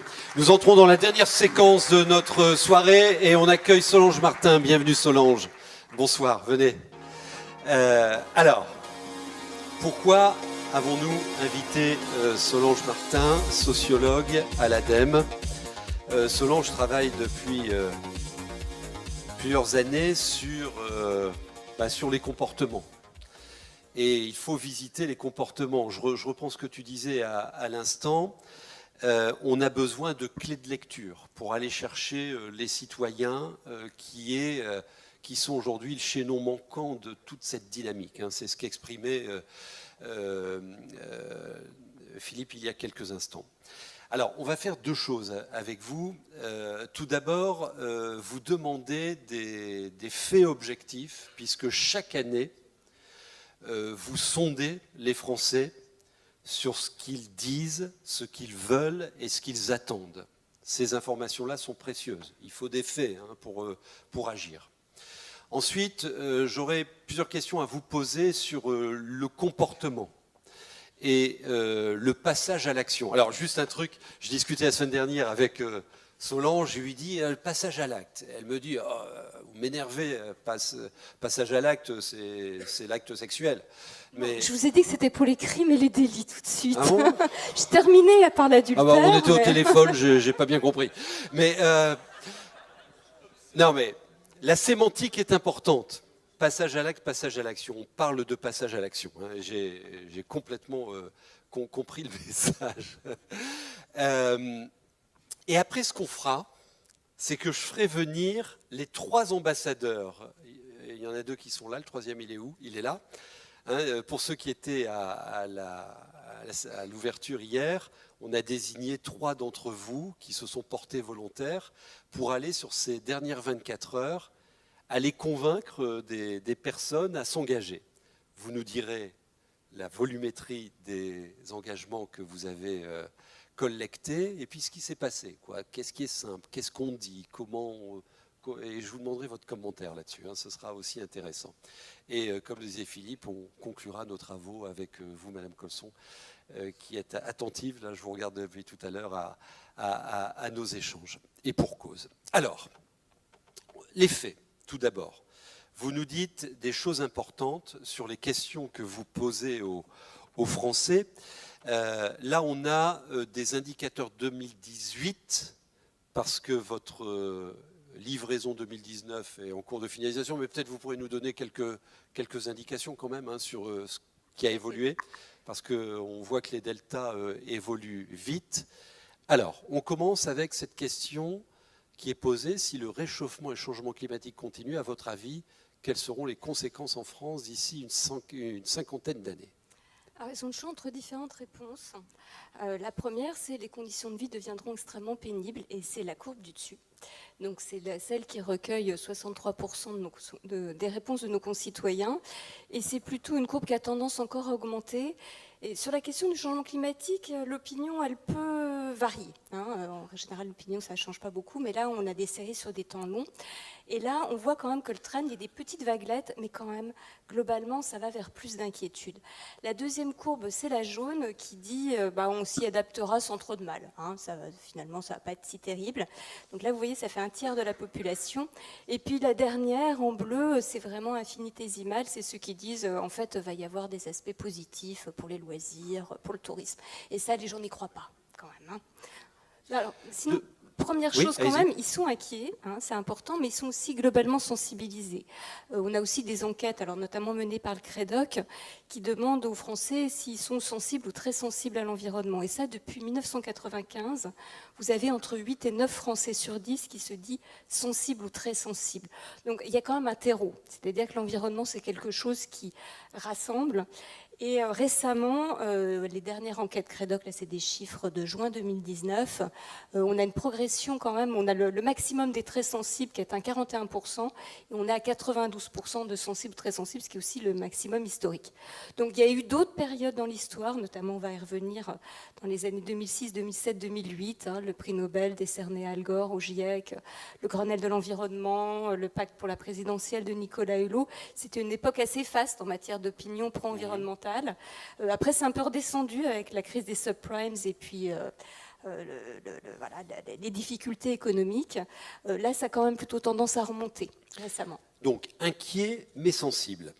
Alors, autre question, vous leur demandez, est-ce que vous pensez que ce changement climatique, ce réchauffement, sera limité à des niveaux d'acceptabilité d'ici la fin du siècle? Voilà, et là, waouh! C'est une question dont les résultats piquent un peu, parce qu'effectivement, on voit que majoritairement, à 58%, ils pensent que non. Alors, ça interpelle forcément tous ceux qui sont décideurs à quelque niveau que ce soit. Cette question-là, plus on est proche des mouvements écologiques, plus on est pessimiste. Donc, c'est aussi des gens qui mesurent un certain écart entre ce qu'ils estiment devoir être fait et ce qu'ils constatent être fait. Et puis, ça exprime aussi globalement ce qu'on connaît assez bien dans les enquêtes d'opinion, qui est la défiance quand même assez généralisée de nos concitoyens pour tout ce qui est institutionnel. Et notamment, on va dire, institutions politiques, que ça aille des syndicats aux partis politiques, au gouvernement, mais aussi aux médias, le quatrième pouvoir. Donc là, on a un vrai problème aussi de confiance à rétablir avec nos concitoyens. Alors, sur les clés de lecture, ce qui va suivre... il est où, Hervé ? Il est là. Sur les clés de lecture, ce qui va suivre est quand même rassurant parce que inquiet mais lucide. Et lucide sur ce qu'il faut faire. Alors après, on va voir, est-ce qu'on va le faire ? Mais lucide sur ce qu'il faut le faire. Hein. Là, vous posez la question, sur chacun des items, dites-nous sur ces actions, qu'est-ce qu'il faut prioriser ? Si vous le faites, si vous pourriez le faire assez facilement, si vous pourriez le faire mais difficilement, ou si vous ne pourriez pas le faire du tout. C'est la dernière case. Alors, qu'est-ce qu'on voit dans cette liste d'éco-gestes ? Alors, c'est que le tri des déchets, c'est ce qui est le plus majoritairement pratiqué, à quasiment 80%. Donc, c'est quelque chose, voilà, qui est passé dans les mœurs, on va dire. Alors après, il y a toujours des progrès. Qu'est-ce qu'on trie exactement ? Voilà, il y a une démarche de progression, mais nos concitoyens trient. C'est quelque chose qui est à leur portée, qui est relativement simple et qu'ils pratiquent. Après, on a toute une série de gestes qui sont plus sur l'économie d'énergie, qui sont aussi majoritairement pratiqués, que ce soit éteindre les veilles, baisser la température de son logement, couper son chauffe-eau, son chauffage en cas d'absence. Ça, c'est d'une part des gestes qui ont un co-bénéfice immédiat en termes économiques. Voilà, économiser l'énergie, c'est aussi économiser l'argent. Il y a aussi pas mal de campagnes de communication sur ces gestes-là, et c'est quelque chose qu'ils ont entre leurs mains. Et puis alors après, on a des gestes qui sont déjà un petit peu plus compliqués, qui touchent à la consommation. Alors, voilà, limiter la consommation de viande de mon foyer, ça fait plus que 40% si je me souviens bien. Les produits écolabellisés aussi, on est en dessous de la moyenne. Là, les fruits et légumes de saison, ça peut aussi être, bon, c'est relativement pratiqué, mais pas à hauteur du tri notamment. Là, on va toucher à d'autres éléments qui sont, d'une part, les contraintes économiques. L'idée peut-être que les produits écolabellisés, ils sont peut-être moins efficaces, ils ont un rapport qualité-prix moins pertinent. Également le goût, les habitudes, la viande. Alors, autre petite chose, pourquoi tous ces gens-là font ça ou ne vont pas jusqu'au bout de leur sensibilité? C'est pourquoi vous n'avez pas pris un livret avant ce soir? Eh bien, c'est parce que la majeure partie de nos comportements, ce sont des habitudes. Voilà, on fonctionne en routine. Ah oui. Donc, ce qui est en tête, là, c'est Bah, manger de la viande à tous les repas, ça fait partie des habitudes culinaires héritées, voilà, relativement récentes, mais ça fait quand même partie des habitudes. Et puis on fait aussi en fonction de ce que les autres font. Hein, donc mimétisme et habitude sont quand même les deux grands ressorts des comportements. Et je terminerai sur cette diapo, sur là où le bas blesse, là où on a le moins de gens qui pratiquent des gestes éco-responsables, c'est tout ce qui est mobilité. Hein, prendre des transports en commun, marcher, faire du vélo, faire du covoiturage, ça on arrive à peine à 30%, parce qu'on a des problèmes de contraintes aussi, d'offres disponibles, et d'étalement du territoire. Le vélo et la marche, c'est pertinent sur certaines distances, ça ne l'est pas pour le périurbain, ça dépend aussi où sont situés les emplois. Et là, on voit bien que les individus sont pris aussi dans des faisceaux de contraintes qui tiennent à l'organisation collective, voilà, de nos sociétés et de nos territoires. Alors, on va s'arrêter un peu sur la question suivante, parce que vous avez entendu Philippe Vasseur, Hervé Pignon, territoire, et vous posez la question de, à votre avis, qu'est-ce qui serait le plus efficace, qui serait le plus efficace pour résoudre le problème du réchauffement climatique? Bon, là, clairement, les pouvoirs publics, mais d'abord les États, et de très loin. C'est vrai que quand on additionne le fait que nos concitoyens sont sensibles, ils sont aussi à peu près 1 sur 2 à privilégier les changements de mode de vie pour résoudre la question du changement climatique, devant une vingtaine de pourcents qui disent c'est aux États de réglementer, et puis vous avez 10% qui disent c'est la technologie, puis alors attention, ça monte, vous avez 17% qui disent que c'est fichu, il n'y a plus rien à faire. Voilà, donc ça, il faut faire attention, il faut le suivre. Donc globalement, ils ont conscience qu'il va falloir changer globalement la société. En revanche, ce serait dangereux d'en conclure qu'ils imaginent que c'est à eux de le faire, et surtout à eux seuls. Donc quand on leur pose cette question, en fait, on regarde de qui ils attendent des choses. Et ils attendent des choses effectivement des États. Une réponse sur 2, c'est toutes les autorités publiques à toutes les échelles territoriales. Hein. Vous avez les États, les instances internationales, et puis au niveau des territoires.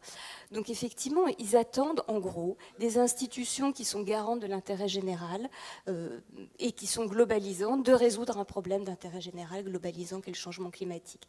Et ça, dans nos enquêtes aussi d'opinion, on voit bien sur la priorisation du changement climatique par rapport à d'autres questions environnementales. C'est directement lié, ça a été mis en évidence aux États-Unis aussi, aux mobilisations politiques et médiatiques sur le sujet. Voilà, le changement climatique, c'est vraiment quelque chose qui pique un peu, quoi. C'est un problème inédit, c'est très très vaste, c'est injuste, c'est compliqué, ça remet en cause plein de choses. Si on n'est pas porté en tant que citoyen par des logiques institutionnelles, médiatiques, c'est un peu compliqué. On peut aussi le dire d'une autre manière, les gens sont peut-être un peu victimes du biais de monde juste. C'est-à-dire, ils imaginent que forcément le monde est juste et que les gens qui sont chargés de l'intérêt général vont le faire, et s'ils ne le font pas, c'est qu'il n'y a pas de problème. Donc voilà, il y a ces deux logiques-là. Il faut vraiment réassurer le citoyen sur la signification de son action et sur le fait qu'il est bien, pris dans des logiques qui donnent tout son sens et qui permettent d'espérer à la résolution du problème. Tiens, je prends pour vous ce sujet, Mme Colson. On en parlera tout à l'heure, la réassurance du citoyen. Il le demande là clairement au travers de ça. Encore 2 points. Celui-là, c'est alors la question si ces changements importants s'avèrent nécessaires dans vos modes de vie, à quelles conditions vous les accepteriez? Alors qu'est-ce qu'ils nous disent là? Ils nous disent principalement c'est une question d'équité. Voilà. Équité. La première condition, c'est qu'ils soient répartis de façon juste entre tous les membres de notre société. Alors, ça veut dire d'une part entre toutes les catégories de citoyens, des plus pauvres aux plus riches, mais aussi entre les différents types d'acteurs. Donc entre à la fois les citoyens, mais aussi les entreprises, les administrations, les associations. C'est-à-dire tout le monde doit s'y mettre. Donc ça, c'est vraiment la première réponse. Et je pense qu'il serait dangereux de considérer que c'est juste une manière de botter en touche. Je ne le fais pas si l'autre ne le fait pas. Non, il y a une vraie exigence de justice. Et ça, quiconque a eu des enfants sait que l'exigence de justice est chevillée au corps. Pourquoi lui, il a plus, c'est pas moi. Voilà. Donc voilà, c'est l'exigence de justice aussi pour trouver du sens à son action. C'est très important. Ce n'est pas quelque chose à mettre de côté. Donc clé de lecture très importante pour entraîner les citoyens, les gens, il faut leur donner la lisibilité de l'équité. C'est pas toi qui vas trinquer, on va le faire tous ensemble. Ça aussi, pour les acteurs territoriaux, c'est quelque chose de très important. Juste à ce moment-là, je vous pose une question, parce que on leur parle de transition avec des exemples locaux, des exemples du bout de la rue, le gobelet de lin, les emballages plastiques du 3e millénaire, enfin tout ça. Est-ce qu'il n'y a pas un risque qu'ils perdent en clé de lecture l'enjeu global? Parce que l'enjeu global, c'est une planète qui fout le camp, quoi. Alors, quelles sont vos préconisations pour permettre à chaque citoyen d'avoir sans arrêt la double lecture, le global et puis ce qui se fait autour de moi et dont je peux être acteur? Il y a les citoyens, mais aussi les acteurs économiques. Oui, à ce oui, bien sûr. niveau-là, hein, c'est pareil. Effectivement, on a tous des cartes à jouer. D'ailleurs, en plus, on en a vraiment depuis ce soir, des vraies cartes à vraiment. Voilà. En revanche, il y a aussi autre chose qu'il ne faut pas perdre de vue, c'est les règles du jeu. Et ça, c'est ce qui cadre aussi l'action à la fois des individus, mais aussi des entreprises. Donc, il y a des régulations macro qui organisent la possibilité même des marchés. Par exemple, la loi sur le gaspillage alimentaire de 2016, en mettant une amende assez conséquente à la grande distribution si jamais elle détruit des nourritures ou les rend impropres à la consommation, a permis la création d'un marché et d'activités rentables, d'intermédiation entre ces grandes surfaces et les associations caritatives. Donc c'est bien à un moment une régulation globale qui permet aux acteurs sur un territoire, voilà, de développer aussi de la valeur et de l'activité. Donc attention à chaque fois, effectivement, agir local, c'est très important, c'est fondamental. Il n'y a pas d'action qui ne se fait pas localement aussi, mais toujours penser également le global et continuer à agir global via d'autres moyens plus indirects. Voilà, et c'est vraiment important.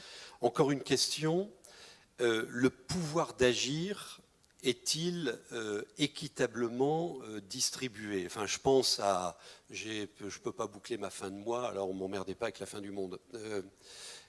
Comment vous voyez les choses là? Alors ça, c'est sûr qu'on a des pouvoirs totalement inégalement distribués au sein de la société, que ce soit le pouvoir économique, mais aussi le pouvoir politique.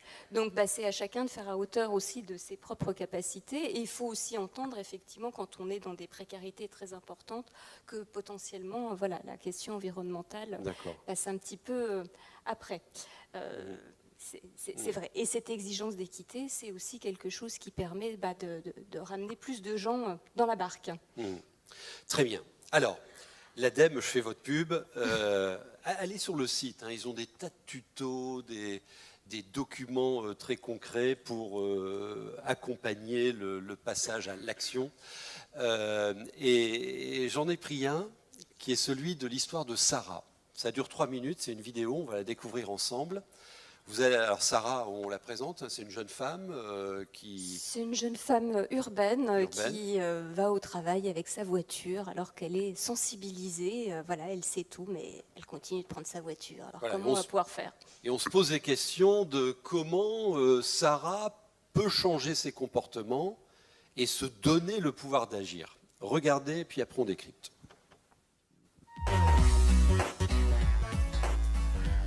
Changer les comportements pour un mode de vie plus durable.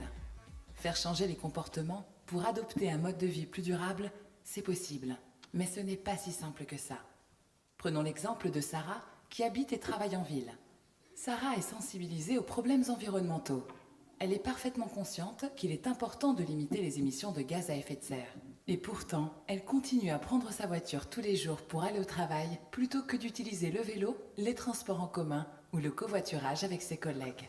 Les campagnes de sensibilisation sur l'environnement ont été efficaces pour lui faire prendre conscience des enjeux. Mais elles ne sont pas suffisantes pour modifier ses habitudes. Alors comment faire pour qu'elle utilise moins souvent sa voiture? Il faut agir sur plusieurs leviers et à plusieurs échelles. Tout d'abord, s'adresser directement à Sarah pour changer son idée des transports en commun et lui montrer que c'est une option intéressante en lui permettant par exemple de les tester gratuitement ou l'inciter à utiliser un vélo grâce à des indemnités kilométriques. Sarah peut également être motivée par les personnes qu'elle côtoie. Ses collègues et ses voisins qui font déjà du covoiturage peuvent lui montrer que c'est possible de se passer de sa voiture pour aller travailler. À l'échelle de la société, différentes solutions sont possibles. Par exemple, que Sarah dispose d'applications pour trouver le moyen de transport le plus adapté. Rassurer Sarah sur le covoiturage grâce à des systèmes de notation sur la fiabilité des covoitureurs, interdire la circulation routière en centre-ville aux véhicules les plus polluants ou en cas de pic de pollution. Les habitudes de Sarah peuvent aussi évoluer avec les infrastructures qui sont mises à sa disposition. Par exemple, si son employeur aménage un local vélo, si les pouvoirs publics développent des pistes cyclables, des transports en commun ou encore réservent certaines voies de circulation aux covoitureurs. Ce ne sont que des exemples. La bonne nouvelle, c'est qu'il y a une multiplicité de choses à faire et de moyens à mobiliser. Réussir, c'est combiner différentes actions menées par différents acteurs à différentes échelles. De nombreux acteurs agissent déjà, mais il est nécessaire d'amplifier le mouvement. Alors comment les aider à choisir le dispositif de changement de comportement le plus adapté? En s'inspirant des résultats des sciences sociales pour gagner en efficacité. Celle-ci aide à comprendre ce qu'il se passe à chacune de ces échelles. L'économie nous explique comment se prennent les décisions pour acheter et investir. La psychologie nous éclaire sur les processus mentaux, les pensées, les émotions et leurs liens avec les actions. La psychosociologie nous montre l'influence des groupes sur l'individu. La sociologie nous dévoile comment les pratiques individuelles sont le reflet de la société dans laquelle l'individu évolue. Retrouvez ces éléments d'analyse et bien d'autres exemples pour mener des actions efficaces. Dans notre ouvrage, Changer les comportements, faire évoluer les pratiques sociales vers plus de durabilité. Je vous conseille cet ouvrage à télécharger gratuitement sur le site de l'ADEME. En complément, donc Sarah, on parle de sa mobilité. C'est quoi le petit aiguillon qui va faire agir Sarah et réinventer sa mobilité? Et donc poster un engagement sur l'Égoton. Si vous voulez, c'est le problème de la goutte qui fait déborder le vase. C'est pas la faute de la dernière goutte, c'est aussi grâce à toutes celles qu'on a mis en dessous. Voilà, donc l'idée, c'est que vous n'allez pas avoir un outil miracle qui fonctionne pour tout le monde, tout le temps, partout. Ça, c'est sûr.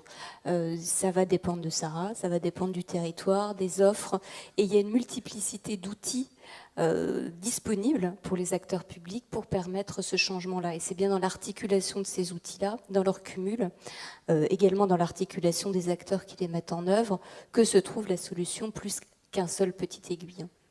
J'ai demandé à la régie de nous mettre, s'il vous plaît, la dernière planche que Solange nous a amenée pour qu'on comprenne bien les mécanismes de... Voilà, c'est celle-là. Mécanisme de passage à l'action. Cibler l'individu, cibler les acteurs qui ont un impact sur l'individu. Expliquez ça. Alors, et puis il y a les différents types d'outils. C'est-à-dire que ceux auxquels on pense toujours, c'est les outils d'information et de communication, parce qu'on part du principe assez intuitif qu'il s'agit de dire les choses aux gens, de les convaincre et ils vont faire. Alors, c'est vrai, mais pas toujours, pas tout le temps. Il y a plein d'autres choses qui fonctionnent aussi très bien ou qui empêchent justement ces premiers outils de communication de fonctionner. C'est notamment tout ce qui est infrastructure, aménagement, objet, technologie.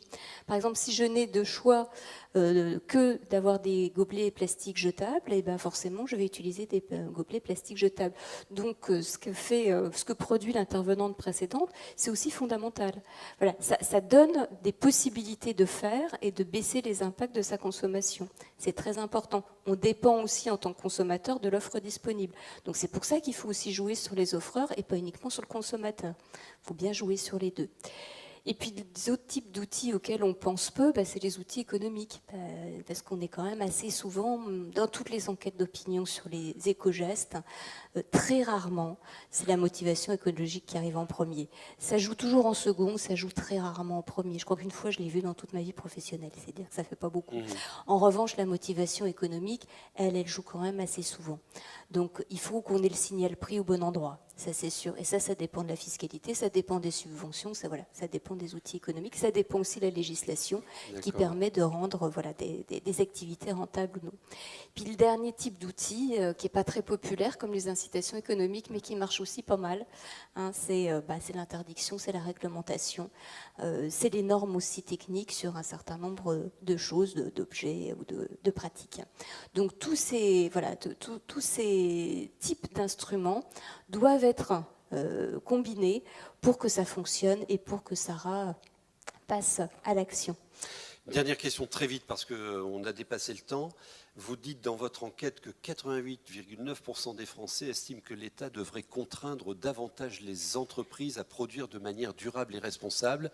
Et je le croise avec une autre stat que je vous donnais hier. 78% des Français disent que les marques doivent jouer un rôle majeur dans la transition. Tout à fait, il y a une attente très forte aussi en termes de régulation du monde économique. Et alors là, après, on rentre dans des problématiques de compétitivité, en l'occurrence. Mais dans cette enquête, alors c'était effectivement les résultats 2018 que vous avez lus et qui montraient que les chefs d'entreprise, on a interviewé 500 chefs d'entreprise de plus de 50 salariés et ils se sont montrés extrêmement enclins à toutes les mesures de régulation qu'on a proposées, y compris des mesures contraignantes ou coûteuses. Par exemple, que le crédit soit conditionné aux performances carbone de l'entreprise, renforcer les obligations en termes d'affichage aussi sur les biens de consommation, etc. Donc il n'y avait pas une mesure à moins de 80% de chefs d'entreprise qui étaient pour ces mesures-là.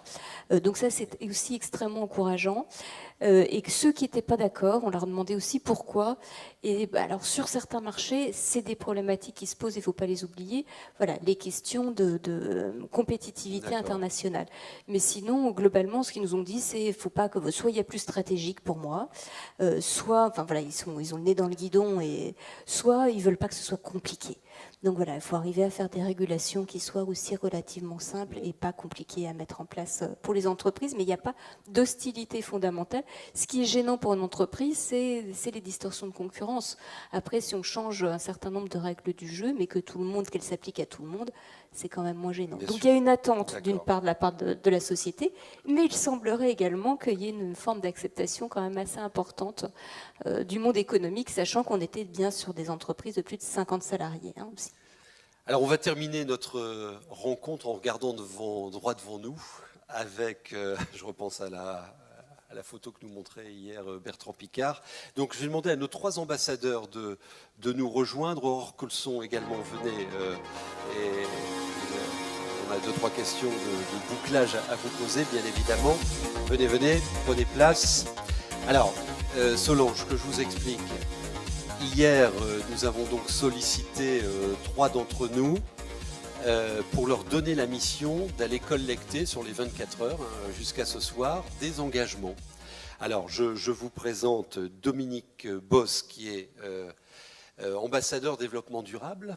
C'est un réseau que développe le CERD. Donc lui, il a déjà la pratique d'aller prêcher la bonne parole action. Jacques Perrochat, qui est directeur des relations extérieures de Schneider Electric, qui est un partenaire du World Forum. Et puis, Sarah Oumada, vous êtes étudiante à l'Université de Lille. Alors tout d'abord les scores, parce qu'on vous avait donné un peu des objectifs quantitatifs. Alors vous, combien ? Alors hier, on a parlé d'une dizaine et j'étais ravie d'avoir une vingtaine. Donc un petit clin d'œil au Master Management des Affaires européennes pour leur engagement.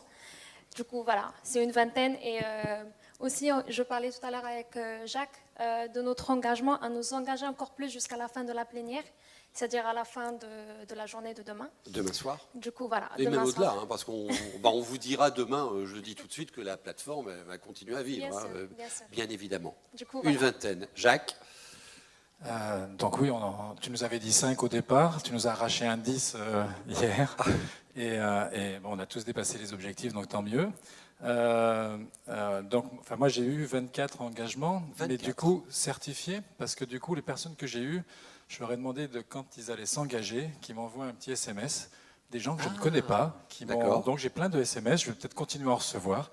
Et 50% d'entre eux, d'ailleurs c'est amusant, non seulement m'ont dit je l'ai fait, mais m'ont envoyé également leur engagement, ce que je ne leur avais pas demandé, bien sûr, parce que ce n'était pas le but, c'était de s'engager. Donc voilà, donc j'ai 24 engagements certifiés, 24. Et tous m'ont dit qu'ils étaient promoteurs, donc ils allaient aussi embrayer, donc je suppose que ça a dû faire un courant d'entraînement et plutôt du coup le doubler. Et puis on viendra après sur les qualitatifs. Comment ça se passe? Alors, Monsieur Balzen, un peu plus modeste. Alors au moins une dizaine. Je suis désolé, je fais pas mieux. Il a été plus fort. Mais il y a les engagements qui sont déjà formalisés et il y a ceux qui ne le sont pas encore, mais qui le seront demain. Et avec le CERN dont on parlera tout à l'heure, les engagements, c'est tous les jours. Et la motivation à faire toujours plus dans les domaines qui sont les nôtres, c'est tous les jours aussi. Donc on va voir dans quelques minutes où on est le compteur. Dites-nous les difficultés que vous avez pu rencontrer dans la phase du premier contact, la phase de l'explication, la phase de la conviction et la phase du passage à l'action. Qu'est-ce que vous avez noté? Je vous demanderai votre commentaire, Solange. On commence avec vous? Oui, alors ce qui est compliqué quand on a à essayer d'expliquer ce qui se passe aujourd'hui pour notre planète, c'est de ne pas tomber dans la sinistrose. C'est-à-dire qu'au bout d'un certain temps, à force d'expliquer que les choses sont graves, à force d'expliquer qu'on va peut-être vers quelque chose qui ressemble à la 6e extinction des espèces, peut-être à la fin du monde, parce que ce sont des termes qui sont utilisés aujourd'hui, on peut casser le moral des gens à qui on s'adresse. Et l'objectif, c'est précisément, et c'est ce qu'on essaie de faire avec le CERN, c'est de faire en sorte que les gens ressortent avec autre chose que de la sinistrose en tête, mais l'envie d'aller plus loin, l'envie de se battre, l'envie de se motiver pour aller plus loin, l'envie eux-mêmes de devenir ambassadeurs du développement durable. Mais voilà, ce qui est compliqué, c'est ça, c'est éviter de tomber dans le négatif, éviter de tomber dans l'inaction, dans la passivité, de se dire... Dans le premier contact, vous dites quoi, par exemple, vous? Eh bien, on commence par leur dire qu'en 2017, et là je m'appuie sur les supports qui nous ont été formulés aussi par le CERN, il y a 15 000 scientifiques qui nous ont dit que si on ne changeait pas radicalement notre mode de vie, on allait vers une misère généralisée. Et c'est vrai. Et c'est vrai. Voilà, vous faites peur avec ça. Alors on fait peur justement, et il ne faut pas en rester là. C'est-à-dire qu'on leur sert un discours comme celui-là parce qu'on est lucide quant à la situation, et en même temps, très vite, derrière, on leur dit tu dois faire ta part si tu veux que ça change, et si tu veux que cette prédiction ne s'avère pas vraie d'ici à 10, 20 ou 30 ans. Est-ce que vous avez des trucs pour basculer dans l'action? On a surtout des modèles à leur présenter. Nous, par exemple, on leur parle très souvent de l'image du colibri, que tout le monde connaît plus ou moins bien. C'est Pierre Rabhi. Tiens, il sort un nouveau bouquin, lui. Il vient de sortir un livre dont on parlait ce matin, effectivement, encore sur une belle radio de service public. Bon, tout ça, ça peut aider effectivement les gens à vouloir être eux aussi ressort à l'action, à faire des choses pour éviter encore une fois qu'on aille vers une fin du monde que beaucoup de gens nous prédisent. Chacun sa part. Ouais. Jacques. Oui, alors moi je me suis limité à mon rôle là à partir de hier, comment faire pour obtenir des résultats aujourd'hui. La bonne nouvelle, je trouve, c'est que Ego Imperium, le pouvoir de l'individu, j'ai le pouvoir de changer le monde, en tout cas la thématique interpelle et l'accroche, elle ne fait pas stresser, celle-là, de je prends le pouvoir. Au contraire, le terrain est... Donc du coup, très facile, je trouve, en entrée en matière. Après, le constat, c'est qu'on en a parlé hier en plénière, même toute la journée d'hier. Bertrand Piccard, je pense, et je ne suis pas le seul à le penser, on a parlé de manière vraiment excellente et très, très inspirante. Pour autant, chaque fois que j'en ai parlé aux personnes, les Gotons, elles ne savaient pas trop quand même. Donc à chaque fois, il a fallu réexpliquer non seulement le lien, mais la démarche qu'on faisait, le compteur. Et puis et reparler quand même de Ego Imperium, etc., pour relancer le truc. Donc on voit bien qu'au-delà de s'élancer, c'est communiquer, il y a les réseaux sociaux, et on en a parlé, il y a eu un rôle important à faire. Alors, juste pour info, moi j'avais oublié que j'avais la mission jusqu'à 20h hier soir. Non, ça continue du coup. Non, mais jusqu'à 20h hier soir. Et puis tout d'un coup, quelqu'un m'a dit, mais t'as pas de mission, toi? Et donc, du coup, j'ai vite démarré. Voilà.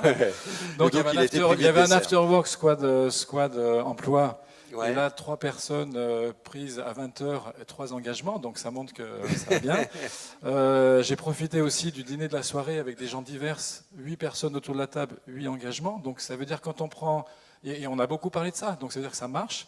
Il y avait un atelier, un clockwork ce matin sur les territoires. À la fin, j'ai pris le pouvoir, j'ai pris le micro et j'ai dit j'ai une mission, voilà. Et là, c'est là où j'ai reçu des inconnus, d'un atelier qui m'ont envoyé leur SMS. Et vous avez des amis maintenant. Et ma plus belle prise, mais avec beaucoup d'amitié, c'est Jean-Bernard Bonduel qui. Ah ouais. Il m'avait autorisé à en parler. On a déjeuné à midi et à la fin, je lui ai dit tu t'es engagé? Oui, je vais le faire. Oui, mais oui, je vais le faire. Et du coup, très gentiment, il l'a fait avec moi, devant moi. Donc je connais son engagement, mais je pense qu'il vaut mieux qu'il le dise lui-même. Non, mais vas-y, c'est quoi? Alors c'est parce qu'il a aussi une mission sur les conserves, et donc il a pris l'engagement de pousser la collecte des conserves. Voilà. Mon duel. Voilà. D'accord. Tiens, par rapport à ce que dit Jacques, comment contourner une parole, alors contact, un citoyen, porte-à-porte, à Montpellier, ils font du porte-à-porte, et quelqu'un pourrait dire non mais attendez, c'est pas mon problème, ça me concerne pas, Macron a qu'à faire le boulot. Non mais on l'entend aussi ça. Comment on contourne un truc comme ça? Alors, j'aimerais bien aussi répondre sur le catastrophisme, parce que voilà, il y avait aussi comment on fait. Alors là, on a quelques études aussi qui ont montré, tout dépend à qui vous vous adressez. Si vous adressez à quelqu'un qui est déjà convaincu, vous pouvez lui vendre entre guillemets, la fin du monde, ça va le renforcer dans ses engagements. Hein. Donc, en revanche, pour que ça soit pas contre-productif, il faut venir avec une solution. C'est-à-dire que la fin du monde, elle peut être un aiguillon s'il y a un échappatoire. Sinon, voilà, c'est juste décourageant. Donc déjà, là-dessus, en fait, c'est cette question de catastrophisme, tout dépend à quel public. Et puis alors, pour des publics qui sont très éloignés de la question environnementale, et des fois nos aînés le sont, on peut aussi non pas vendre un futur qui n'est pas rose, mais leur dire que le présent ne va pas et qu'il faut revenir à un passé qui lui était rose. Et donc aller présenter les choses comme un retour à une sagesse d'antan, à un monde plus équilibré, plus harmonieux. Donc ça, voilà, c'est une manière aussi de présenter la temporalité ou des objectifs et des références en s'adaptant aux différentes personnes. Et sur la question « ça ne me concerne pas », alors, c'est toute la difficulté, si vous voulez, sur cette question-là, on est un peu démunis. C'est toute la difficulté de faire passer, en gros, des gens qui sont... la psychologie l'a étudié, le changement, c'est pas immédiat, c'est une succession d'étapes. Alors, si on prend un modèle bien connu, qui est un modèle de j'arrête de fumer le tabac, voilà, c'était développé par des psychologues cliniciens avec des patients en proie à des addictions. Vous avez différentes étapes. Vous avez la pré-contemplation qui est, moi, la cigarette, j'aime bien, je continue. Puis après, vous avez je suis une ancienne fumeuse, alors je me permets de parler. Je prends l'exemple du tabac. Après, vous avez la contemplation, oui, alors d'accord, mais enfin bon, le cancer du poumon, c'est quand même pas génial. Et puis après, vous avez le passage à l'action qui est, bon, si je me collais un patch, ça simplifierait peut-être ma vie. Vous collez le patch, c'est l'action. Et puis après, éventuellement, vous continuez dans le nouveau comportement, vous rechutez. Puis après, vous reprenez éventuellement. Voilà. Donc les gens qui sont en phase de pré-contemplation, c'est pas mon problème, c'est pas... C'est très très compliqué. Ce qui va les faire changer, c'est d'une part le mimétisme social, c'est-à-dire si tout le monde s'y met autour d'eux, au bout d'un moment, c'est compliqué d'être quand même seul de son espèce au milieu des autres. Donc voilà, ils vont potentiellement ça va déteindre, si vous voulez. Et puis tout ce qui est fait, la publicité, la normativité sociale, c'est la norme sociale qui va in fine les faire bouger. Mais c'est vrai que sur ces gens-là, c'est compliqué. Voilà. Sarah, tiens, Sarah. Ouais. Alors, pour ma part, c'était la tranche des étudiants. Je dirais peut-être la partie la plus compliquée était surtout de leur expliquer ce que c'était justement l'égouttant et ça signifie quoi, qu'est-ce qu'on est censé faire. Après, l'explication de l'ego imperium en soi est très, ça rappelle un peu, mais une fois passée cette explication, je trouve que, au fait, en parlant à mes collègues, à mes camarades de classe, c'était plus ah oui, j'ai ça. Du coup, il y avait des engagements qui venaient, donc c'était un peu comme une sorte de besoin de ce petit coup de pouce pour aller faire des engagements. Du coup, personnellement, j'ai pas vraiment trouvé de problème particulier avec les personnes que j'essayais d'engager, plus que juste de leur expliquer. Et puis voilà, passer un peu à l'action. Donc voilà, tu as ton téléphone sur toi, voilà, rêve 3, tirer, machin. Du coup, voilà, c'était pas compliqué, mais j'ai reçu aussi beaucoup de retours positifs de leur part. Et ça, j'ai beaucoup apprécié. En revanche, plutôt de mon côté aussi, je pense que c'est pas ça le but parce que je suis ambassadeur, donc je devrais plutôt inviter les gens. Mais ça m'a aussi aidé moi-même dans une réflexion interne à multiplier mes propres engagements. Avoir moi-même ce petit coup de pouce, du coup, c'était engagement, mais toi aussi tu t'engages. Hein. Du coup, c'est bien sûr, l'engagement engage. Ouais, c'est intéressant ce que vous dites. Est-ce que les jeunes, c'est la cible prioritaire à aller chercher ? Alors, la question des jeunes, c'est très compliqué, parce qu'ils sont à la fois, alors on a fait il y a 2 ans un suréchantillon sur les jeunes, ils sont plutôt plus sensibilisés, moins climato-sceptiques que les plus anciens, mais moins parce qu'il y a un effet jeune que parce qu'il y a un effet vieux, c'est surtout les plus de 65 ans qui sont beaucoup plus climato-sceptiques que les autres. Et en matière de pratique, là, ils sont plutôt moins vertueux qu'éventuellement le vieux climato-sceptique, mais qui trie vraiment ses déchets et qui gaspille pas l'énergie. Donc voilà, la question des jeunes, c'est très compliqué. J'aurais aussi tendance à dire que d'en faire les principaux fers de lance de la solution est un petit peu facile pour les générations d'avant. Rien ne dispense d'une certaine exemplarité. Les jeunes sont les enfants de leurs parents. Si les parents ne sont pas exemplaires, il n'y a pas de raison qu'ils le soient. Dans les enquêtes Cali, ils disent très clairement qu'ils ne veulent pas payer la facture non plus. Il n'y a pas de raison. Voilà, confirmé, hein. Donc voilà, les jeunes, et oui, c'est une cible. Je vous dirais aussi que, voilà, quantitativement, on sait qu'il y a un vieillissement de la population. En 2035, les plus de 65 ans seront environ un tiers de la population. Donc, on a aussi une cible plus âgée et importante. D'accord. Voilà. Vous avez 1 ou 2 exemples d'engagement des jeunes que vous avez rencontrés là? Il y a une personne, une fois que j'ai fini l'explication de l'Egoton et de l'Ego Imperium, c'était je passerai vers des brosses à dents à base de bambou. Du coup, je fais très concret, c'est bien. Du coup, quelque chose. Déjà rien que ça, parce que honnêtement, quand j'ai lu cela, je me suis dit ça va être un peu compliqué d'engager des jeunes, parce que l'idée en général, c'est que je suis jeune, mais je suis en train de vivre les conséquences des personnes plus âgées. Du coup, c'est pas juste pourquoi je dois faire ça. Moi, je trie mes déchets, je fais tout ce que j'ai à faire et pourtant je suis en train de subir ça. Mais il y a tout de même on n'est pas tellement sceptique, mais on est plutôt réceptif à ces changements de comportement. Et moi, j'ai une grande foi en les jeunes. Et du coup, voilà, c'était l'un des exemples. Dans notre master, c'est plus des personnes de différentes nationalités. Et du coup, dès le départ, on me dit, dans mon pays, on n'a pas ça, mais ici, je suis engagée à trier, je suis engagée à faire ceci, cela. Du coup, c'était intéressant. Bon, en vous écoutant, on se sent tous jeunes en même temps, hein, donc c'est bien. Aurore Colson, alors conseillère régionale en charge de l'économie circulaire et présidente du CERD. Comment vous recevez là tout ce qui s'est dit ce soir, la nécessité que nous développions ces réseaux d'ambassadeurs de la transition dans notre région? Alors déjà, un grand optimisme, en fait, sur la journée. Moi, je ne pouvais être présente hier, puisque nous étions en plénière au Conseil régional, mais je suis arrivée ce matin, puisqu'on était avec la ville de Roubaix pour la signature de son engagement aussi, de son nouvel engagement en termes d'économie circulaire notamment.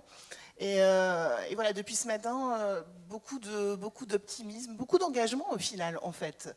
C'est vrai qu'on dit que peut-être les citoyens s'engagent moins facilement que les entreprises, mais au final, dans les entreprises, on a des citoyens qui donc de facto s'engagent. Ce matin, on remettait les prix de la mobilité. Voilà, quand on voit, et c'était les chiffres de l'ADEME d'ailleurs, qu'au final, cet engagement fonctionne, puisque au-delà des 6 mois, 50% des salariés continuent de s'engager en covoiturage, en mode doux, de différentes façons. Il y a la volonté de s'engager, la volonté de faire, et on le ressent bien entendu de manière positive et optimiste. Alors, ce World Forum est effectivement un lieu qui produit de l'optimisme, hein, et il faut parler de tous ceux qui ne sont pas au World Forum. Alors, la question, la région, vous avez la compétence économique, vous êtes chef de file de la transition. Comment vous voyez les choses pour entraîner l'accélération, la généralisation du passage à l'action? Est-ce que c'est un sujet de dire il faut que les 6 200 000 habitants de cette région montent dans le train? En plus, monter dans le train, c'est aussi oui, en nos compétences. Oui, voilà. C'est un gros sujet d'ailleurs. Alors, prenne un vélo. On est en plein au cœur du sujet aussi. Je dirais que déjà, effectivement, alors, il y a deux choses par rapport à ce qui était dit aussi tout à l'heure, c'est cette défiance institutionnelle. Donc, au final, dans nos collectivités, on y croit, mais on ne croit pas que tout viendra des collectivités. Et à nous aussi d'être pragmatiques, d'être concrets dans nos mesures pour accompagner. Voilà, je vais rebondir sur monter dans le train. On a acté en région, par exemple, le fait de pouvoir prendre le TER de façon gratuite les jours de pic de pollution. Alors, ça peut paraître effectivement anodin, c'est dans nos compétences. C'est aussi une façon de faire passer nos citoyens à l'action et de se dire, bon ben, tout compte fait, oui, on peut faire autrement. Au final, la région, elle est aussi facilitatrice, elle est accompagnatrice. C'était dit tout à l'heure déjà par Hervé pour l'ADEME. On est là pour accompagner les choses. Alors REF 3, c'est quelque chose de formidable. Quelque part, la région, elle est là aussi un peu en accompagnement, puisque qui fait REF 3, c'est aussi les entreprises, c'est aussi tout ce monde, tout ce microcosme qui tourne autour. Et effectivement, par contre, il est important de faire passer à l'échelle ensuite des habitants, que chacun comprenne. Alors on parlait tout à l'heure de catastrophisme un peu, c'est vrai qu'il faut trouver le juste équilibre pour parler, mais comment on les fait aussi entrer? Alors, la question, elle est compliquée, parce qu'on n'a pas non plus la solution, on disait tout à l'heure, elles sont multiples, elles sont variées. Alors Sarah, pas cette Sarah-là, mais la Sarah qu'on l'a vue tout à l'heure, un peu plus... C'est la même. C'est la même, je ne l'ai pas tout à fait reconnue, mais Sarah, au final, elle est prête quelque part, elle a conscience qu'il faut changer, sa prise de conscience, elle est réelle. D'accord. Mais si nous, collectivités aussi, on n'y met pas du lien, on n'y met pas de la facilitation, elle n'arrivera pas à passer à l'acte.